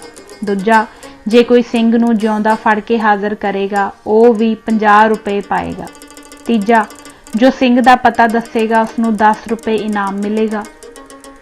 ਚੌਥਾ, ਜੋ ਪਕੜਾਏਗਾ ਉਹ 15 ਰੁਪਏ ਦੀ ਪ੍ਰਾਪਤੀ ਦਾ ਹੱਕਦਾਰ ਹੋਵੇਗਾ। ਪੰਜਵਾਂ, ਜੋ ਸਿੰਘ ਦਾ ਘਰ-ਬਾਰ ਲੁੱਟ ਲਏਗਾ ਉਸ ਤੋਂ ਕੋਈ ਪੁੱਛ ਪ੍ਰਤੀਤ ਨਹੀਂ ਹੋਵੇਗੀ। ਗਫਲਤ ਲਈ ਸਜ਼ਾਵਾਂ। ਪਹਿਲਾ, ਜੇ ਕੋਈ ਸਿੰਘ ਨੂੰ ਆਪਣੇ ਘਰ ਜਾਂ ਖੇਤ ਵਿੱਚ ਪਨਾਹ ਦੇਵੇਗਾ ਉਸਨੂੰ ਮੌਤ ਦੀ ਸਜ਼ਾ ਦਿੱਤੀ ਜਾਵੇਗੀ। ਦੂਜਾ, ਜਿਹੜਾ ਸਿੰਘਾਂ ਦੇ ਰਹਿਣ ਦਾ ਪਤਾ ਜਾਣਦਾ ਹੋਇਆ ਹਕੂਮਤ ਨੂੰ ਖਬਰ ਨਹੀਂ ਪਹੁੰਚਾਏਗਾ ਉਹ ਵੀ ਕਤਲ ਕੀਤਾ ਜਾਏਗਾ। ਤੀਜਾ, ਜੋ ਕੋਈ ਸਿੰਘ ਪਾਸ ਅਨਾਜ ਵੇਚੇਗਾ ਜਾਂ ਰੋਟੀ ਦੇਵੇਗਾ ਜਾਂ ਹੋਰ ਕਿਸੇ ਤਰ੍ਹਾਂ ਦੀ ਸਹਾਇਤਾ ਕਰੇਗਾ ਉਸ ਹਿੰਦੂ ਨੂੰ ਬਦੋ-ਬਦੀ ਮੁਸਲਮਾਨ ਬਣਾ ਦਿੱਤਾ ਜਾਏਗਾ। ਚੌਥਾ, ਜੋ ਸਰਕਾਰੀ ਕਰਮਚਾਰੀ ਸਿੱਖਾਂ ਬਾਰੇ ਕਿਸੇ ਤਰ੍ਹਾਂ ਦੀ ਗਫਲਤ ਕਰੇਗਾ ਉਸਨੂੰ ਆਪਣੇ ਅਹੁਦੇ ਤੋਂ ਹਟਾ ਦਿੱਤਾ ਜਾਏਗਾ। ਇਹ ਪਹਿਲੀ ਵਾਰ ਸੀ ਜਦ ਕੇਵਲ ਸਿੱਖੀ ਧਰਮ ਦੇ ਧਾਰਨ ਕਰਨ ਦੇ ਦੋਸ਼ ਲਈ ਹਕੂਮਤ ਵੱਲੋਂ ਕਤਲ ਦੀ ਸਜ਼ਾ ਨਿਯਤ ਕੀਤੀ ਗਈ। ਹਕੂਮਤ ਵੱਲੋਂ ਇਸ ਅੱਤ ਦੀ ਕਰੜਾਈ ਦੇ ਕਾਰਨ ਸਿੰਘ ਕੁਝ ਸਮੇਂ ਲਈ ਪੰਜਾਬ ਦੇ ਪੱਧਰ ਇਲਾਕਿਆਂ ਨੂੰ ਤਿਆਗ ਕੇ ਜੰਗਲਾਂ, ਪਹਾੜਾਂ, ਖੱਡਾਂ, ਝਲਾਂ ਅਤੇ ਮਾਲਵੇ ਦੇ ਤੇ ਬੀਕਾਨੇਰ ਦੇ ਰੇਤਲਿਆਂ ਥਲਾਂ ਵੱਲ ਨਿਕਲ ਗਏ। ਇਹ ਸਮਾਂ ਸਿੰਘਾਂ ਲਈ ਇੰਨਾ ਭਿਆਨਕ ਸੀ ਕਿ ਇਹਨਾਂ ਦਿਨਾਂ ਵਿੱਚ ਜਦ ਕਿਸੇ ਸਿੰਘ ਸੱਜ ਗਏ ਬੱਚੇ ਦੀ ਮਾਤਾ ਪਿਤਾ ਤੋਂ ਕੋਈ ਪੁੱਛਦਾ ਕਿ ਤੁਹਾਡੇ ਕਿੰਨੇ ਪੁੱਤ ਹਨ ਤਾਂ ਉਹ ਅੱਗੋਂ ਉੱਤਰ ਦਿੰਦੇ ਕਿ ਹੈ ਸਨ ਤਾਂ 4 ਪਰ ਹੁਣ 3 ਰਹਿ ਗਏ ਹਨ, ਇੱਕ ਸਿੰਘ ਬਣ ਗਿਆ ਹੈ। ਅਰਥਾਤ ਇਹ ਅੱਜ ਕੱਲ੍ਹ ਸਿੱਖ ਬਣਨ ਦੇ ਦੋਸ਼ ਲਈ ਕਤਲ ਕਰ ਦਿੱਤਾ ਜਾਏਗਾ। ਇਸ ਸਮੇਂ ਨਵਾਬ ਕਪੂਰ ਸਿੰਘ ਸਣੇ 800 ਸਿੰਘਾਂ ਦੇ ਜਥੇ ਦੇ ਬਾਬਾ ਆਲਾ ਸਿੰਘ ਬਾਨੀ ਰਿਆਸਤ ਪਟਿਆਲਾ ਪਾਸ ਠੀਕਰੀ ਵਾਲੇ ਜਾ ਰਹੇ। ਇਸ ਭੀੜਾ ਦੇ ਸਮੇਂ ਬਾਬਾ ਆਲਾ ਸਿੰਘ ਤੇ ਮਾਲਵੇ ਦੇ ਹੋਰਨਾਂ ਗੁਰਸਿੱਖਾਂ ਨੇ ਆਪਣੇ ਸਿੰਘ ਭਾਈਆਂ ਦੀ ਲੰਗਰ ਪਾਣੀ ਦੀ ਸੇਵਾ ਬੜੇ ਪਿਆਰ ਤੇ ਉਤਸ਼ਾਹ ਨਾਲ ਰੱਜ ਕੇ ਕੀਤੀ। ਇੱਥੇ ਨਵਾਬ ਕਪੂਰ ਸਿੰਘ ਦਾ ਵਧੇਰਾ ਸਮਾਂ ਗੁਰਸਿੱਖਾਂ ਨੂੰ ਸਦਾ ਚੜ੍ਹਦੀਆਂ ਕਲਾਂ ਵਿੱਚ ਰੱਖਣ ਲਈ ਪ੍ਰਚਾਰ ਅਤੇ ਪੰਜਾਬ ਦੀ ਹਕੂਮਤ ਦੇ ਜ਼ੁਲਮਾਂ ਦੇ ਕਾਰਨ ਸਿੰਘਾਂ ਵਿੱਚ ਜੋ ਕੁਝ ਖਿੰਡਾਣ ਪੈਦਾ ਹੋ ਗਿਆ ਸੀ ਉਹਨਾਂ ਨੂੰ ਮੁੜ ਜਥੇਬੰਦ ਕਰਨ ਵਿੱਚ ਲੱਗ ਰਿਹਾ ਸੀ। ਇਸ ਸੇਵਾ ਨੂੰ ਸਿਰੇ ਚਾੜਨ ਲਈ ਕਈ ਵਾਰ ਆਪ ਨੂੰ ਦੂਰ ਦੂਰ ਦਾ ਸਫ਼ਰ ਕਰਨਾ ਪੈਂਦਾ ਸੀ। ਸ਼ਹੀਦੀਆਂ ਤੇ ਇਹਨਾਂ ਦਾ ਫਲ। ਕੁਦਰਤ ਦਾ ਇਹ ਇੱਕ ਅਮਿੱਟ ਨਿਯਮ ਹੈ ਕਿ ਸ਼ਹੀਦਾਂ ਦਾ ਪਾਵਨ ਲਹੂ ਮੁਰਦਾ ਕੌਮਾਂ ਵਿੱਚ ਨਵਾਂ ਪ੍ਰਾਣ ਭਰਦਾ ਹੈ। ਇਹ ਵੀ ਇੱਕ ਮੰਨਿਆ ਹੋਇਆ ਨਿਸ਼ਚਾ ਹੈ ਕਿ ਲਹੂ ਜਦ ਰਗਾਂ ਦੇ ਅੰਦਰ ਹੁੰਦਾ ਹੈ ਤਾਂ ਉਹ ਕੇਵਲ ਇੱਕ ਮਨੁੱਖ ਦੇ ਸਰੀਰ ਵਿੱਚ ਗੇੜੇ ਲਾਉਂਦਾ ਹੈ, ਪਰ ਜਦ ਉਹ ਖੂਨ ਕੁਰਬਾਨੀ ਦੀ ਰਾਹੀਂ ਧਰਤੀ ਪਰ ਡੁੱਲਦਾ ਹੈ ਤਾਂ ਸਾਰੀ ਕੌਮ ਵਿੱਚ ਜੀਵਨ ਜਵਾਲਾ ਭੜਕਾ ਦਿੰਦਾ ਹੈ। ਨਿਰਸੰਦੇਹ ਸ਼ਹੀਦੀ ਲਹੂ ਵਿੱਚ ਇੱਕ ਕਰਾਮਾਤੀ ਅਸਰ ਹੁੰਦਾ ਹੈ ਕਿ ਇਸ ਦਾ ਇੱਕ ਇੱਕ ਤੁਪਕਾ ਕੌਮਾਂ ਦੀ ਬੁਝ ਰਹੀ ਜੀਵਨ ਜੋਤ ਵਿੱਚ ਆਪਣੇ ਤਨ ਦਾ ਲਹੂ ਤੇਲ ਦੀ ਥਾਂ ਪਾ ਕੇ ਉਸ ਨੂੰ ਜਗਮਗਾ ਦਿੰਦਾ ਹੈ। ਸ਼ਹੀਦ ਕੌਮੀ ਸ਼ਮਾ ਦੇ ਪਰਵਾਨੇ ਹੁੰਦੇ ਹਨ, ਜਿਨ੍ਹਾਂ ਦਾ ਬਲੀਦਾਨ ਡਿੱਗ ਰਹੀ ਕੌਮ ਨੂੰ ਮੁੜ ਖੜਾ ਕਰਕੇ ਉੱਨਤੀ ਦੇ ਸਿਖਰ ਪਰ ਪਹੁੰਚਾ ਦਿੰਦਾ ਹੈ। ਠੀਕ ਇਸ ਸਿਧਾਂਤ ਅਨੁਸਾਰ ਜਿਉਂ-ਜਿਉਂ ਜ਼ਕਰੀਆ ਖਾਨ ਖਾਲਸੇ ਨੂੰ ਕਰੜੇ ਤੋਂ ਕਰੜੇ ਕਸ਼ਟਾਂ ਦੀ ਕੁਠਾਲੀ ਵਿੱਚ ਤਪਾਉਂਦਾ, ਉਹ ਤਿਉਂ-ਤਿਉਂ ਕੁੰਦਨ ਰੂਪ ਵਿੱਚ ਵਧੇਰਾ ਖਾਲਸ ਹੋ ਕੇ ਨਿਖਰਦਾ। ਜ਼ਕਰੀਆ ਖਾਨ ਦੇ ਉਪਰੋਕਤ ਫੁਰਮਾਨਾਂ ਦੇ ਕਾਰਨ ਉਹ ਖਾਲਸੇ ਦੇ ਰਹਿਣ ਲਈ ਨਾ ਪਿੰਡਾਂ ਵਿੱਚ ਕੋਈ ਥਾਂ ਰਹੀ, ਨਾ ਸ਼ਹਿਰਾਂ ਵਿੱਚ ਕੋਈ ਠਾਹਰ, ਨਾ ਹੀ ਜੰਗਲਾਂ ਅਤੇ ਨਾ ਹੀ ਖੱਡਾਂ ਵਿੱਚ ਸਿਰ ਰੁਕਾਉਣ ਲਈ ਕੋਈ ਆੜ ਬਾਕੀ ਰਹੀ, ਜਿੱਥੇ ਬਹਿ ਕੇ ਉਹ ਸੁੱਖ ਦਾ ਸਾਹ ਲੈ ਸਕਦੇ। ਜਿੱਥੇ ਵੀ ਕਿਸੇ ਨੂੰ ਕੋਈ ਸਿੱਖ ਇਸਤਰੀ, ਪੁਰਖ ਜਾਂ ਬੱਚਾ ਮਿਲਦਾ, ਇਨਾਮ ਦੇ ਲਾਲਚ ਲਈ ਜਾਂ ਆਪਣੇ ਆਪ ਨੂੰ ਹਕੂਮਤ ਦੀ ਮਾਰ ਤੋਂ ਬਚਾਉਣ ਲਈ, ਪਹਿਲਾਂ ਤਾਂ ਉੱਥੇ ਹੀ ਉਸ ਨੂੰ ਕਤਲ ਕਰ ਦਿੰਦੇ ਜਾਂ ਜਿਉਂਦੇ ਫੜ ਕੇ ਹਕੂਮਤ ਦੇ ਕਿਸੇ ਕਰਮਚਾਰੀ ਦੇ ਹਵਾਲੇ ਕਰ ਦਿੰਦਾ। ਇਸ ਦੇ ਨਾਲ ਹੀ ਇਸ ਕਿਤਾਬ ਦਾ ਪਹਿਲਾ ਭਾਗ ਇੱਥੇ ਸਮਾਪਤ ਹੁੰਦਾ ਹੈ।